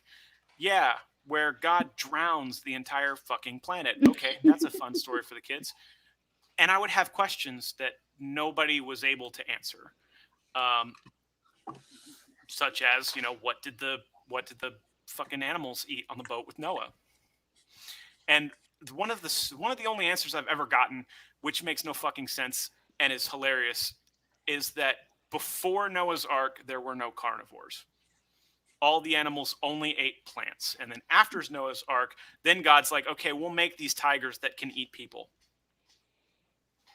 I've heard that too. Okay. So that's, I've never heard what did that. the animals eat on the boat with Noah? Oh, I read this myth from the Diné people of North America. They have a flood myth where they survived the flood by tying canoes to the tops of redwoods. Is that connected? Could that be the same flood?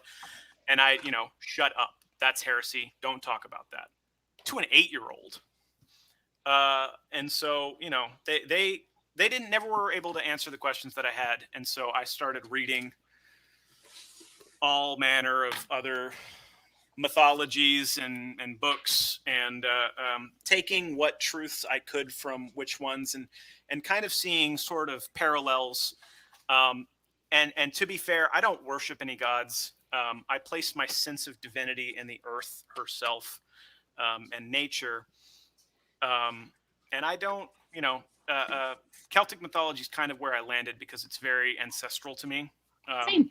Alongside my grandmother's Danae, but I don't talk about that very much because I am very much a white guy.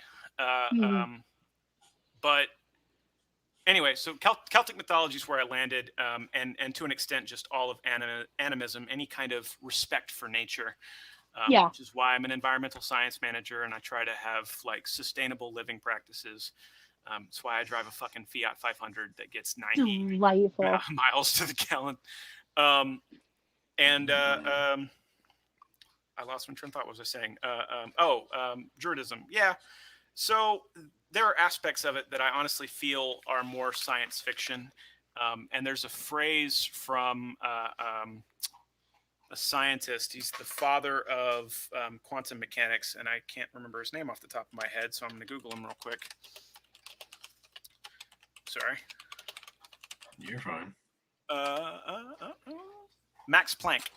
Max Planck said that the miracles of religion are going to have to take a back seat. I'm paraphrasing because I'm not going to pull it up right now. You're going to have to take a back seat to the forward progress of science. As science continues, these things that can't be explained or will not be explained need to die out. Despite the fact that he was a devout Catholic, he was like, and that's an aspect that I hold dear, is that if there are truths to these religions, they will eventually be explained by science, and if they can't be, they're bullshit. That's incredible. So that's me. That's my concept and aspects of religion. But yeah, I never accepted Christianity as a truth. When my parents split, that's when I was forced to go to Mormon church, and I didn't take it seriously then, and still don't. So when they were like, this is the true word of God, I was like, this happened so recently that my granddad can explain why it's bullshit. Are you high? Yeah. How dumb are you that you Exactly. you're gullible enough to believe in Christianity without doing any kind of study into the origins or history of it? But then, Mormonism is less than 150 years old, and you can literally look at the history of that and go, this dude was a con man, died in prison where he belonged. Fuck that guy.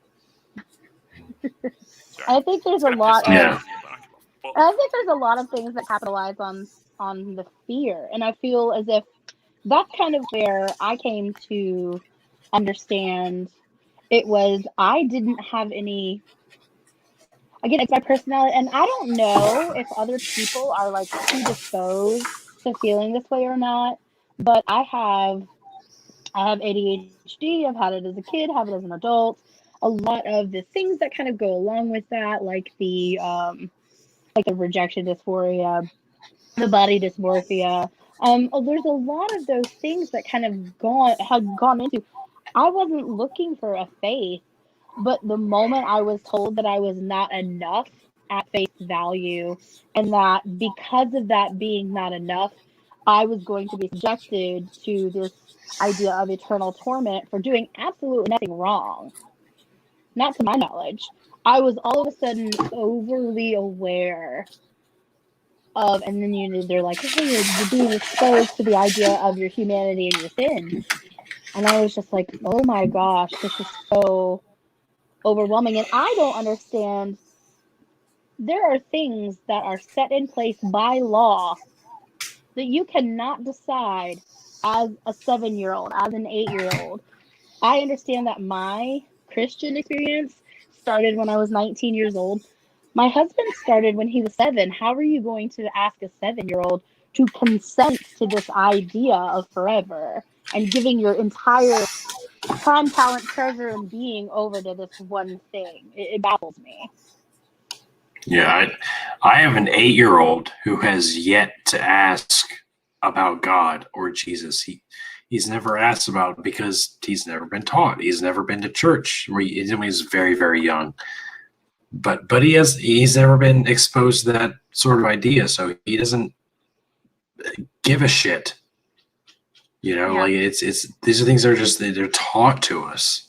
I'm like, he's never asked, even though he says the Pledge of Allegiance, he has to, because he's does the online school, and he still says the Pledge of Allegiance, which says under God. He's never once come. He's like, Daddy, who is God? Wow. Like he doesn't give a shit. He doesn't know. He doesn't care. He's never been taught it.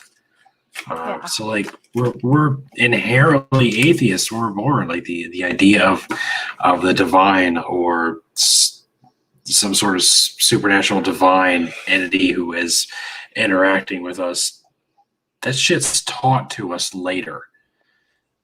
He has not been taught that. But I think if you were to exist for long enough, like even let's take a human being and put them in the middle of the fucking woods as a baby, but I don't know, make sure that they are alive, Tarzan style, right? And even give them, to an extent, an amount of knowledge and the ability to read and language and whatnot. I think they would eventually wonder, like having killed animals to live or seeing something die, wonder, okay, well, is that it? Or is there something after? Which is where religion fucking comes from. Just people the wondering ontological aloud. argument. But yeah, my son's 7. I think he might have asked one time what happens after we die. But as far as like talking about God or gods, that hasn't really even come up. And for my money, I think every parent, even Christians, should do this, but a lot won't. You need to give them the opportunity to learn about different possibilities and give them the freedom to kind of explore and choose themselves, which is what happened to me, even though my parents don't agree with me on it. Now, you made a comment, Dove, earlier about how I think your mother-in-law didn't know that you've deconverted. My mom is gullible. She's a Mormon. She didn't grow up that way. She converted, so she's gullible. And if I want to get out of any kind of conversation with her now, all I do have to do basically is start talking about just something in the Bible that's provably wrong. The last time was me asking her, hey, you and Dad ever talked about the fact that Mormonism didn't let black people do anything until the 1970s? And she was like, don't ever talk about my religion again, and hung up on me. Because I can set my phone down and let my mom talk for 2 hours and she won't notice that I'm not there. We've done it. Oh my God, I'm the same way. God damn, my mom's the same exact way. She'll Mom say won't something shut up. about Shut me up, or Mom. Mac or like our lives that's wrong, that's some kind of misconception that she has, and I'll try to shove, like, just talk through her to get it out there, and she will not fucking stop. And so I'll just hang up on her, and when she calls back, I'm like, you need to shut the fuck up for a second and let me say this, because you said this and it's wrong. Fucking stop it. Hey, Wiener Schnitzel's in here. Wiener Shiz. Wiener Schnitzel's in here. Wiener Shins. Dove, I'm curious as to how you and your husband's how you went through this journey together, because I know of a lot of people whose relationships have ended because of their deconversion. Like, one party is like, I'm gonna stay. I had someone DM me and they were like, I recently discovered that I'm gay, but my wife wants me to become or get closer to God as a way of, counteracting my homosexuality. Yeah, sort of something like that. And he was like, I don't know what to do here. And I'm like, I'm not a counselor. I can't give you advice on shit like this. Why are you coming to me? I'm just a random guy on TikTok. But it is more common for relationships to be broken over these things. So I'm glad to hear about that you and Charlie have been able to, reconcile it through these changes. So what do you think happened there? How did that? Hold on a second, Mark. Break time? Can you still hear me? Yeah, actually, really well. Okay, my AirPods died, and so I just kind of took them out of my ears. Okay. Yeah, okay. So what's really interesting about that is, so my husband and I have, and you know just as well, we met online. He used to go to church and didn't before, and again, me and my sawed-off grandeur, we got on a conversation about it one day. I told him if he would do this, and this, blah, blah, blah. He pops up and he's like, wow, I felt the presence of God. I'm like, great. I have a friend in Tennessee that you need to get connected to, blah, blah, blah. Here we are with you. And that was me. We got married. We tried to have the 2.5 kids. My uterus said no. And we have always been together, and it's really interesting that you say these things, because one of the things that I feel like is quite prominent in our relationship is we go through a lot of the same things in a parallel fashion. We grow together. We've always grown together. If I can brag anything in my relationship with my husband, is that we have grown together. And there were these things that were happening, and I think it was because I would say we went through the gaslighting together. We had our eyes open together. We knew what kind of red flags and stuff like that we were looking for together. And so during this thing, we have sort of deconstructed in a very different yet oddly parallel way. And for a little while, there was this moment of, I don't know that I can speak on this to him. I don't know that I can tell him. I feel like he kind of arrived at some of these things. So my husband is the far more intellectual one. I am the one that feels. He is the one that reads. I am in his office. These are all of his books.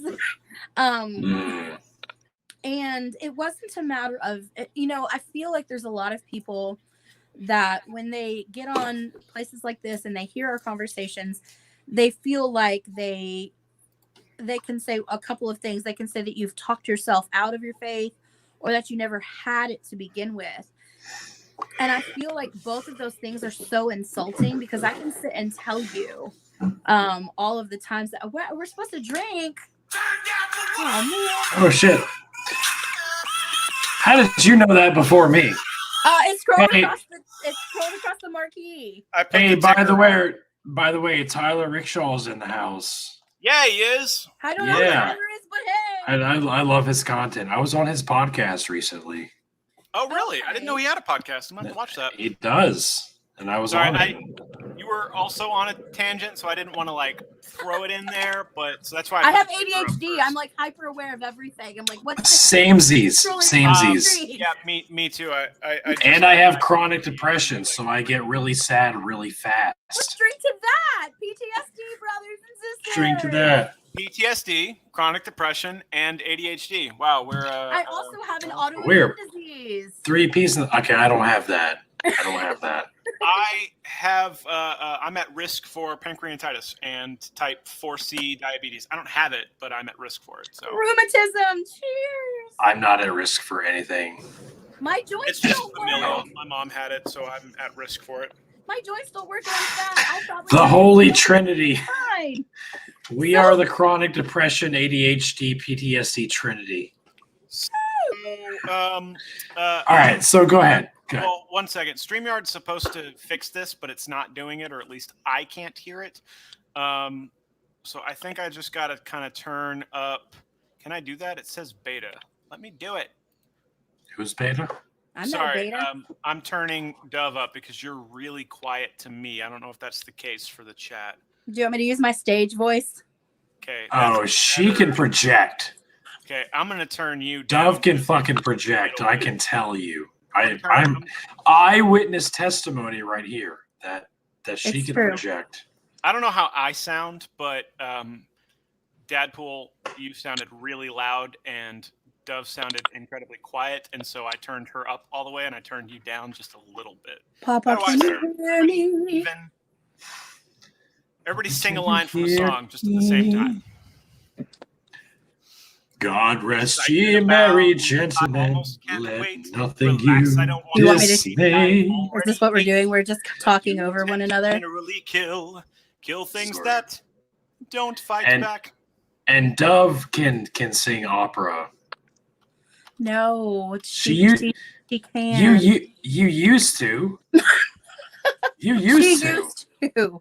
She used to. She just got over COVID and has no breath control. So I don't know that I could sing anything right now. It'll sound pretty even in my ear, but I don't know where I'm at. I think you're with us. I can hear you just fine. Okay. I can hear you fine. Do me and Dove sound about the same volume though? Yeah, I think so. If I turn my volume up, does that do anything? I don't know. No, don't touch anything. No, don't touch anything. We're fine. I turned you up in StreamYard, so we should be fine. So let's continue with the story. Where did we even leave off? I can't remember. So we were talking about my journey with my spouse while deconstructing this together. So he's the one that is the book reader, and be not confused. I'm an intelligent person. Oh yeah. However, I have no desire to go digging in all these books. So a lot of my experiences are I feel before I research. He researches before he feels. And so the interesting thing about our kind of parallel journey is that I feel as if he's always been about 3 steps ahead of me. And that's just by nature. That's our relationship by nature. He's very much the leader of sort of our home, and I am very much his equal, but we play very different roles inside our family. And so it was we kind of reached this decision together to not return to the church. And that was something that he totally was like, I am pulling rank. I am pulling patriarchal rank. I'm saying that because I value your safety, because I value your mental health, we are not going back to this place. And I said, of course we're not. I completely support that. Interesting. And it was sort of one of those things where we were left to our own devices. And within, I have always felt a connection. Mason, you had mentioned this sort of connection to the earth. I've always kind of felt that, and I always felt like it was something that I had always, like, that never went away when I was walking through my life as a Christian. That was always something that I kind of suppressed. And so to sort of have permission to go on this journey of self-discovery felt really freeing. My husband, on the other hand, he was in this very office at this very desk, poring over books, poring over articles, poring over this and that, trying to, like, with the red string, connect all of the pieces. And when all of the pieces didn't connect, that's when he had his sort of epiphany experience.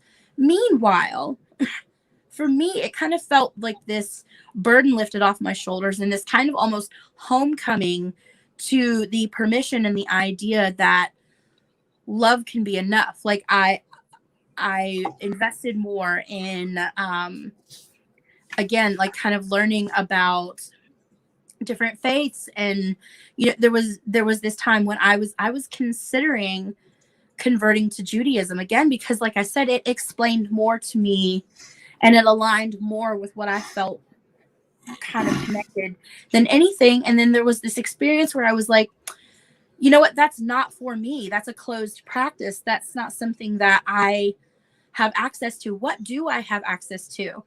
And Mason, you kind of hit the nail on the head there. I was like, I have access to Norse ideas. I have access to Celtic ideas. I have access to all of these things. And it's interesting because I kind of align myself with that. And again, I don't worship any of those gods, but there's this idea of connectivity within people.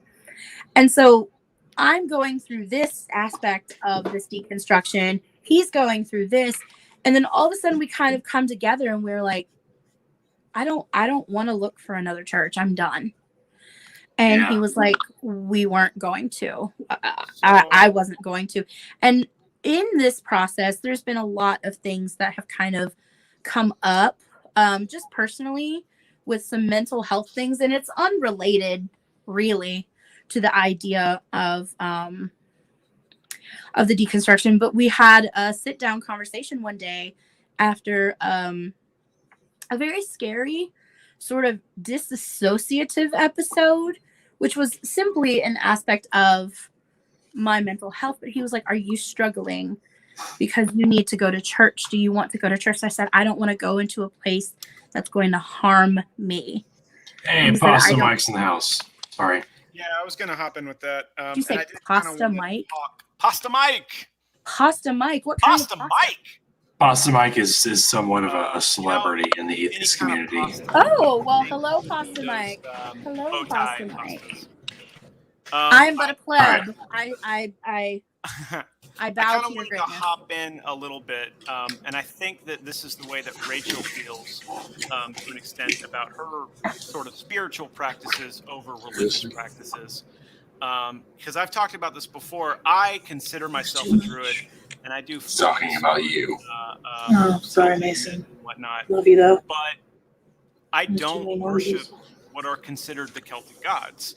And they're only called the Celtic gods because of the understanding of gods that came north from the ancient Near East, as it were.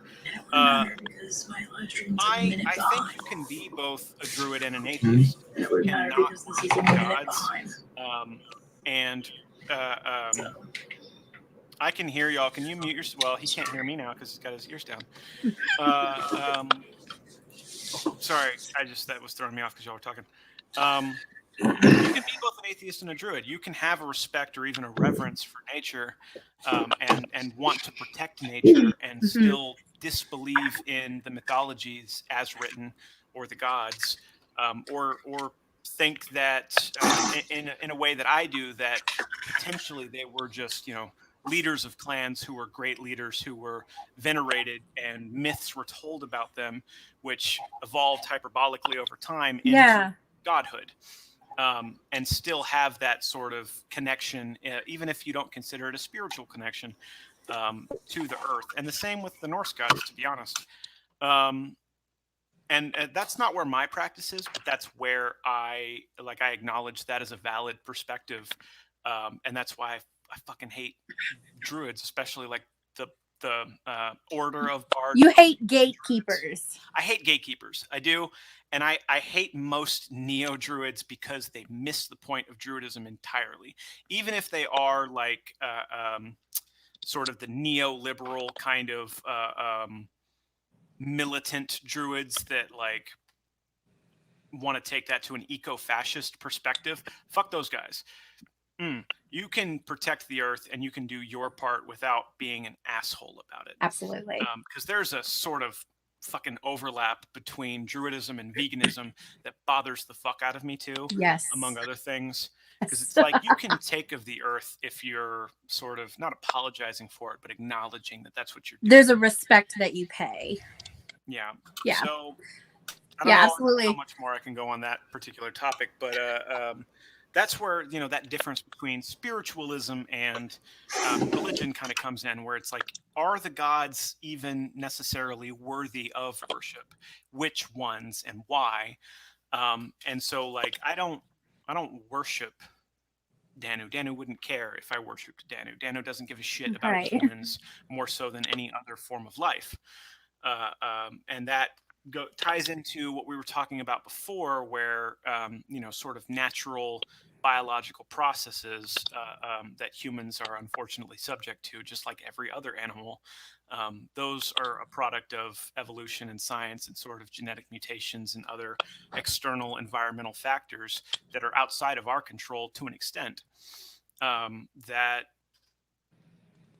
is not specific to humanity. All animals suffer some form of predatory, well, not behavior, but aspects that they can die, that we're vulnerable. And then overcoming those vulnerabilities is a product of science, but also medicine. And for the longest time, all forms of medicine were considered witchcraft. Yeah. Christianity and I know the Dark Ages aren't technically. And they still are. They definitely still are. You can go outside right now and go into a Walmart and have my freedoms. And so that sort of like medicine, especially even in the even in the Bible, there are aspects of herbalism and alchemy that were medicine, that were science, that were considered witchcraft and frowned upon and demonized. And that continued through Greco-Roman into Avalon, and even when Christianity came to the New World, that has always been demonized, but has always, or at least mostly, been beneficial, because it's people testing out different plants or even minerals and seeing what effects they have on human bodies and animal bodies, and using that to a mutually beneficial end state. And that's where religion and spirituality meet fucking science, is these things that could have been considered miracles but are actually accurate as far as healing the sick, among other things. So yeah, but I kind of wanted to jump in there because that's neat. That's a neat perspective. I love hearing stuff like that. There's that. Oh, and there's you said something earlier, Ricky, that I kind of wanted to jump in on. Sorry, that is this misconception that exists about what the average lifespan means. And so I get this a lot with other people, and because they want to use it as an excuse for how young girls in the Bible were married off. Yeah. The average lifespan was 30 to 40 years. That's not wholly accurate. But there were a lot of things, a lot of diseases and things that hadn't been overcome that people could be subject to. But the biggest factor for the average lifespan was the infant mortality rate. So because so many babies were dying, within days even, or weeks, within a year, because so many babies were dying, if they weren't able to be provided for, if SIDS or other diseases took them, predators, because the infant mortality rate was like 2 to 1, that brought that average lifespan from 60, 70 years old down to 30s and 40s. But if you survived infancy, you had a pretty good chance, as humans do today, of surviving to 70, 80 years old. I wanted to jump in on that just because I hate that particular. I love that you excuse. said that, because that is such a. It's low hanging fruit, and we know it to be low hanging fruit, but it is such a. That is like the first place that an evangelical will go to defend some of the more salacious practices of the Bible. Mary And was 12 years old when she gave birth, and I wasn't saying that to be a dick, Ricky. I was just like, it brought that to mind, and I was like, that'd be a the damage is done. The damage is done. It's fine. oh, It's fine. are you offended? No problem. I'm good. I'm still gonna make that Vita for you. It's cool. The damage is done. You need to hug it out. No We problem. need a moment. Oh, I don't need a hug. I don't need a hug at all. I'm fine. No, from the studies I've read has suggested that the average life expectancy of that area that age was 48 to 50 years. And maybe you're right. I haven't delved so deeply into that as I probably could. But one thing I wanted to kind of discuss with Dove is I'm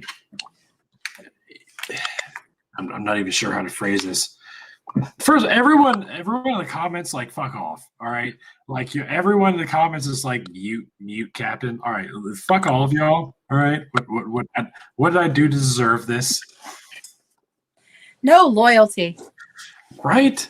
Like, No God loyalty in the fan base. damn, these bitches ain't loyal. No, I'm kidding. I love all you guys. Said hashtag offend cap. Hashtag offend cap. I see Cancel that. cap. What is it? What is with all the hate? Why am I getting all this hate? Hashtag cancel cap. Comments? So Lance Johnson is don't panic, darling, on TikTok, and I'm a big fan. He's shit. pretty, but no, he asked if I found similarities. That didn't sound right, but that is right. Similarities. Similarities. I'm definitely getting a little tipsy.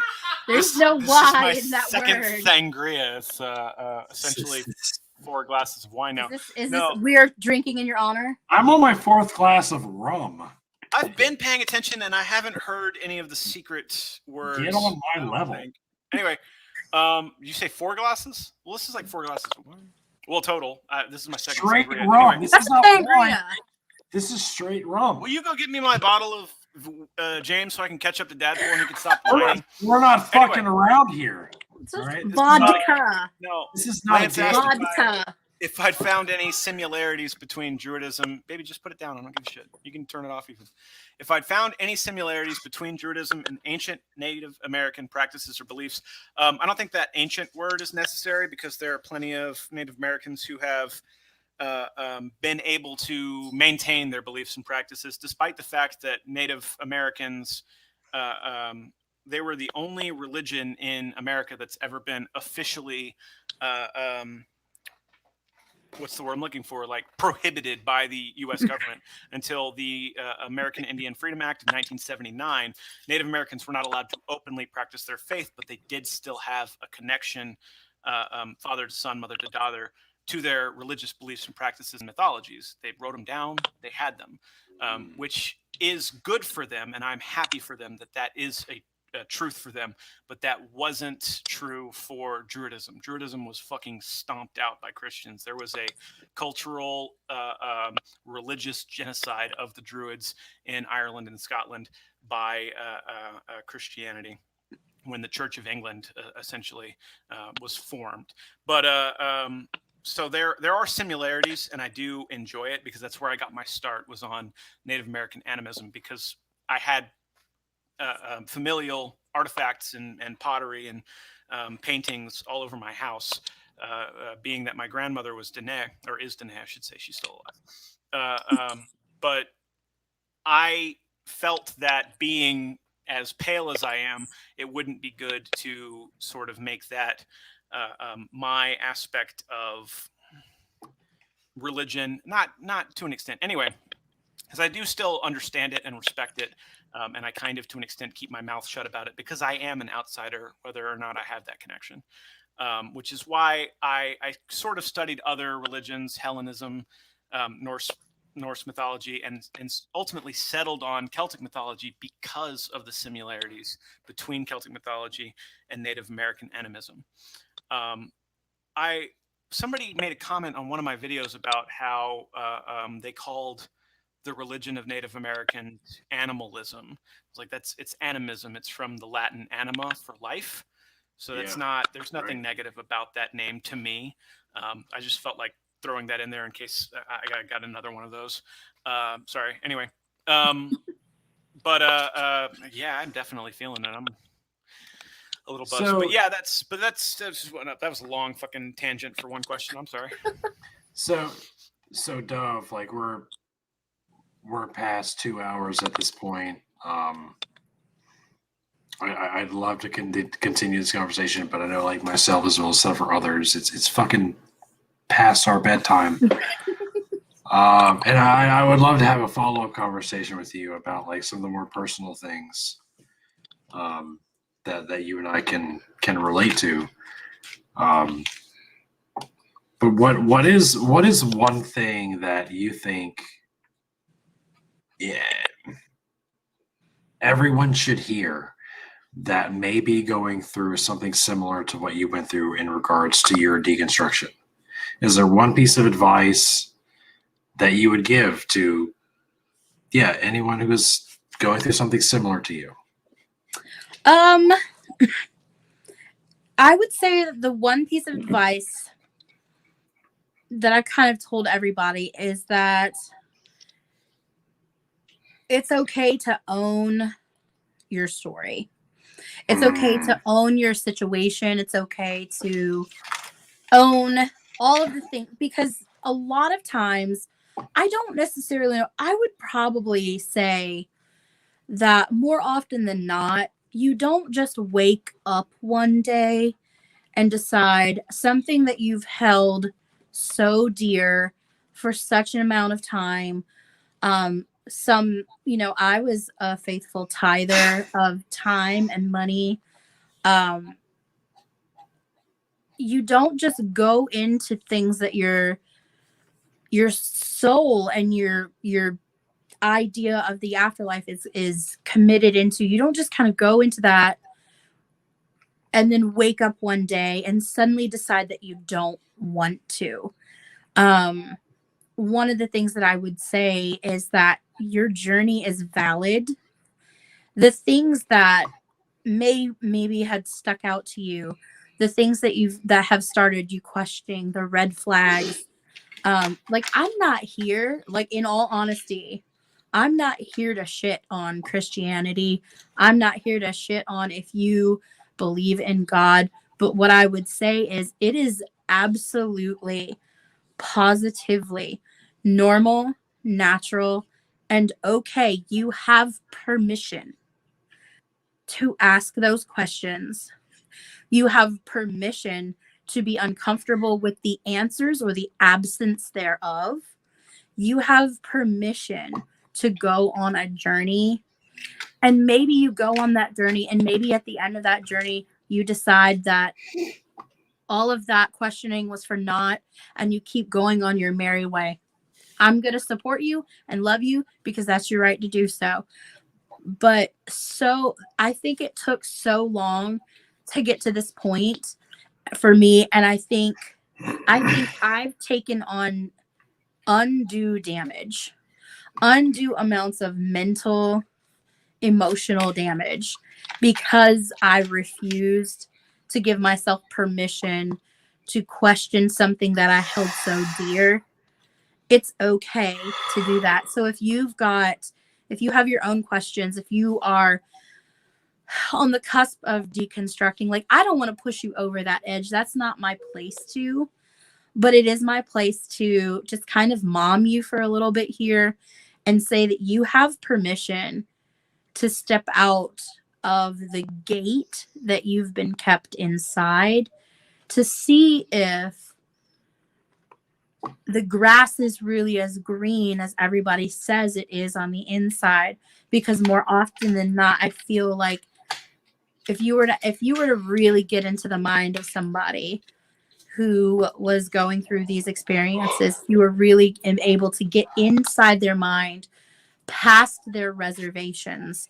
I feel like because it's a human experience to question, I feel like everybody has had some of the questions that this is the royal you that you have had once before in your life. And so you have permission from this random fat girl on the internet that's your mom friend now. You have permission to explore. If you've never been told that, you have permission. And whatever you land on, that's right for you. And it's okay if it doesn't line up. It's hard. It's hard work. This is the hardest thing that I have ever had to do. And you would think that would be easy because you're just like, okay, I used to believe in a sky daddy and now I don't. The end. It's not, because there's so much of your very being and your very identity. I feel like I have deconstructed not just my faith, but because of who I am as a person that was built on that building, on that foundation. Yeah, I've taken exactly. out the foundation. And so now I have to suss through all of these things. Is this something that's still mine? Is this something that's still mine? Do I hold these values dear? Were these always my values, or were they somebody else's that was put on me because I fit under this umbrella of this particular kind of faith? It's a lot of emotional work, and it's fucking terrifying. But I promise you, it is worth every spoon that you spend on it. And that is my one piece of advice. That's good. We have someone in the chat who, just because I was waxing poetically about Native American animism, that apparently there was a TikTok where Christians were trying to march onto sacred Native American burial grounds to pray away the demons. And this is a great representation of what I no longer want my name attached to. Yeah, there's no love quite like Christian hate. If cognitive dissonance and the Dunning-Kruger effect had a baby. So what we were talking about before, though, I don't know, because we're both a little tipsy. We wanted kind of the ending of each podcast to have a little bit of a nerdy spin to it. And we were talking about just briefly talking about Bethesda games, Fallout. I don't know. Have you ever played any of the Fallout game stuff? No, I am a Skyrim girl. Oh, Skyrim's Bethesda. That's cool. Which is a Bethesda game. I am a Skyrim girl. So if you're going to talk about Bethesda, we're going to talk about Skyrim. Hold on. Are you aware of... I know. I need to talk to you about commissioning a piece for cosplay. He's got to do mine first. I will make something for you. I think Charlie is working on a Heimsker cosplay. I cannot confirm that, but I'm pretty sure. So Skyrim's good. Do y'all know? Have y'all heard about Skyblivion and Skywind? Skywind. Oh, Is this like a fusion of like Morrowind and Skyrim and Oblivion? And there are moderation teams that are using Skyrim's engine and graphics, and then adding more to it, and remaking like from scratch. They're even doing the vocals of Morrowind and Oblivion using Skyrim's engine. I will die. Last I checked, they were at like 60-70%. They had I all their will die. baselines, and it was My all, Animal Crossing like, island. testing and whatnot. Animal My Crossing. Animal Crossing Oh. island has Oh. like all of the phrasings of like I'm like Hail Sithis. Hit me up. Hit me Hail up. Sithis. I will show off. My island is fucking legit. Is my island not legit? In Animal Bye, Crossing, Natalie. we should be Switch friends. We'll be Switch friends. If anybody in chat, here's one. So this is how much of a Bethesda nerd I am. So I am following Skywind and Skyblivion. If anybody mentions, if you just name a stat or a skill in Fallout 3, I can tell you where to find the bobblehead from it because I have a near eidetic memory and I fucking played the shit out of those games. Okay, here's my challenge for you. Talk me into playing Fallout because I don't understand the appeal, and I have to use this caveat. I can't do super scary things. It's not that scary. Okay. The older one's a little bit more scary, especially in the 90s when you played them the first time. I think I made it to like So if you don't Resident know Evil anything- 2, and then after Resident Evil 2, everything else was too scary Fallout's for me. not scary at all. There's a couple Oh, play scary Resident moments. Evil 4. Resident Evil Um, 4. Resident Evil 5 is my shit. I fucking love No, Resident Evil 5. Fuck Sheva 5. and the 4. fucking bow. 4 is the best shit ever. You know what pissed me off about RE5? Nope, I'm not even getting into that because I'm going to be called a racist. Mason is a Switch. Good for you, Witterschnitz. Shins, I fucked your name up. Fallout's not that scary. There are a couple moments with monsters. So you imagine like the dragons in Skyrim. There are Deathclaws, and there are certain other creatures that are kind of formidable, but they're not scary. As long as there's like no jump scares where they're gonna come out of the wall. There's nothing like Okay. that. There's nothing like That that. I can handle. There's a moment in Fallout 4 where a Deathclaw bursts out of the ground, but you definitely get to see it coming, and you feel invincible when it happens, so it's not that bad. Like the whole point of that is that like if you're set up a certain way, you can take on anything. That's why they throw that at you. So ready for Elder Scrolls 6. Oh yeah. We've been waiting for a decade. For a fucking decade, right? Fallout though, like if you don't know anything about Fallout, it's post-apocalyptic, but it's post-apocalyptic in a world where the culture of the 1950s never really ended. It extended through into about 2077, and then from the 2000s and on, there was a global energy crisis because they were still using petroleum, and so different nations were fighting over oil, ended in nuclear holocaust, erased the fucking planet. As far as we know, we've only ever seen America in any of the Fallout games. We're getting nerdy up in this business. It's Nerds and Heretics. Nerds and Heresy. I fucked up our own name. It's the name. So Fallout 3, you wake up in a place called a vault. And vaults were these underground bunkers that were supposed to sustain life indefinitely. But it turns out that Vault Tech, the people who made the bunkers, used them for human experimentation. So each bunker, there were certain control bunkers, but each bunker, each vault had a different like scientific study that they were doing. There's one where they were pumping like hallucinogenic chemicals into the air filtration system every week or so. There's one that was a cloning lab. So everybody in the vault is one guy named Dave. There was do you ever read Penny Arcade? No, but I should. You're the Penny Arcade third is person a that has really said to do fucking so. nerdy webcomic, and before Fallout 3 came out, they had a little mini series that was one man and 1,000 puppets, and it was about a vault in Fallout, because even in Fallout 1 and 2 you knew that Vault Tech was running these fucking experiments.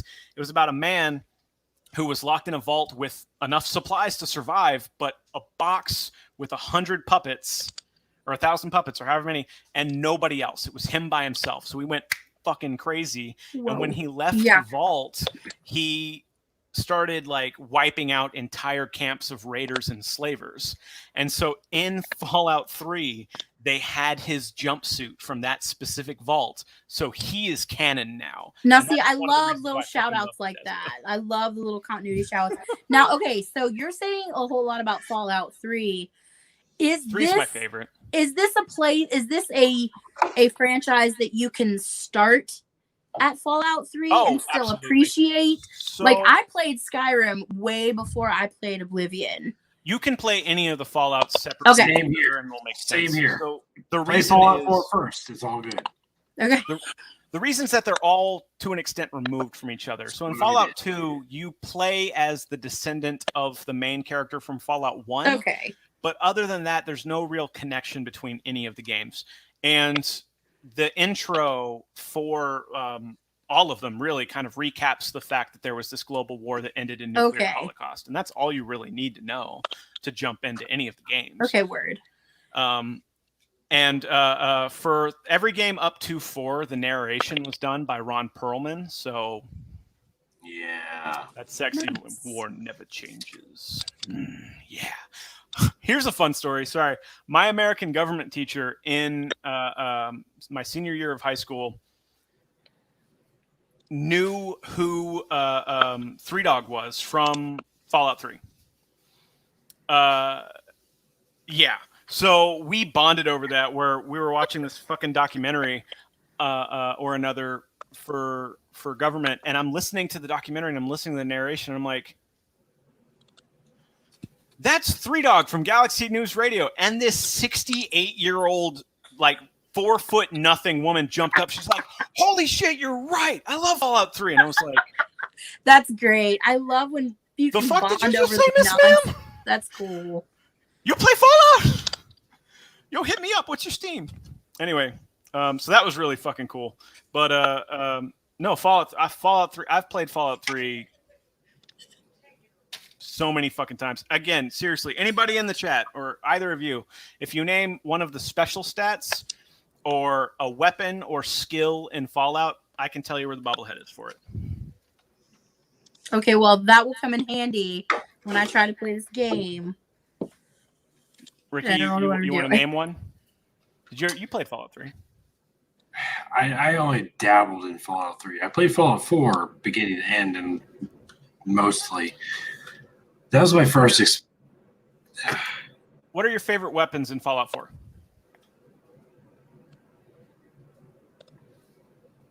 Like, you got a favorite. You got like something that you use more than anything. the energy-based weapons. The energy weapons bobblehead in Fallout 3 is in Raven Rock. You have to get it when you're abducted by the Enclave, or you miss it. It's the only missable bobblehead. And there we have it. Intelligence is in the Rivet City Science Lab.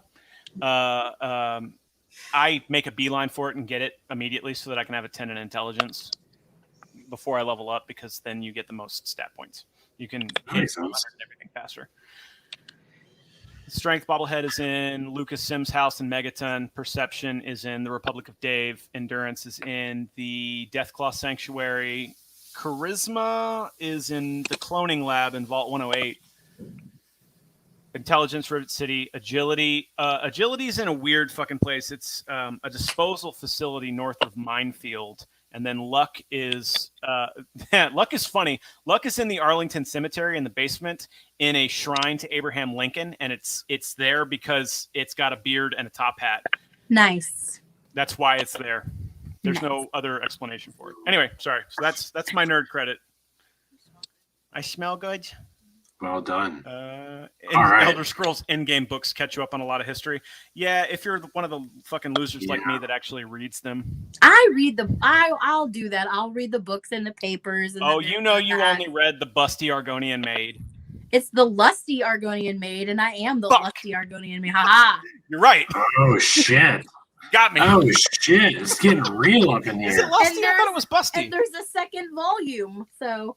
I think it is Lusty, actually. It is Lusty. You're right. It is Lusty. I fucked up. Shame on me. Oh, man. Bad Mason. I just got schooled after bragging about my fucking nerd cred. All right. So how do we bring this to a close? We didn't really discuss we can this close in prayer. Please no.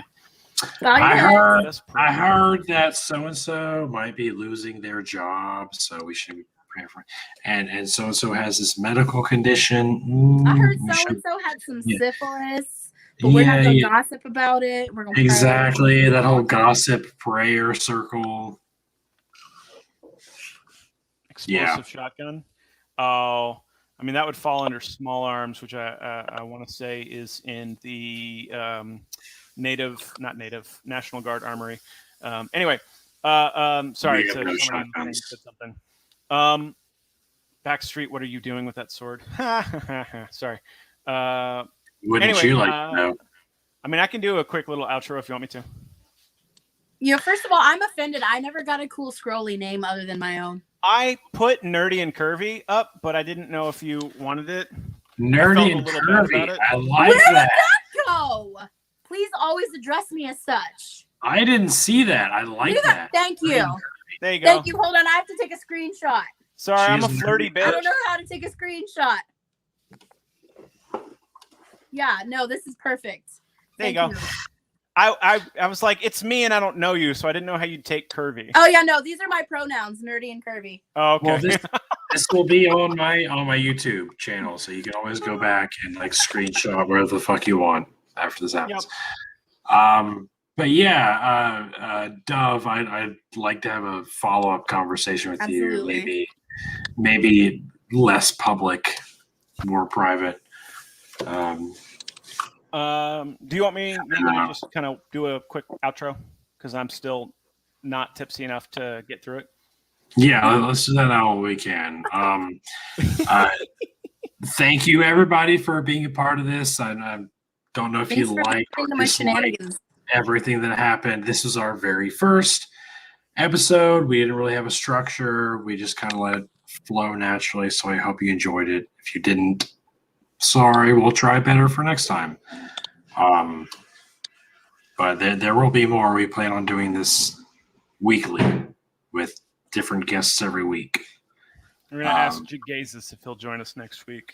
But Yeah, Jagazis. Let's get Jagazis next week.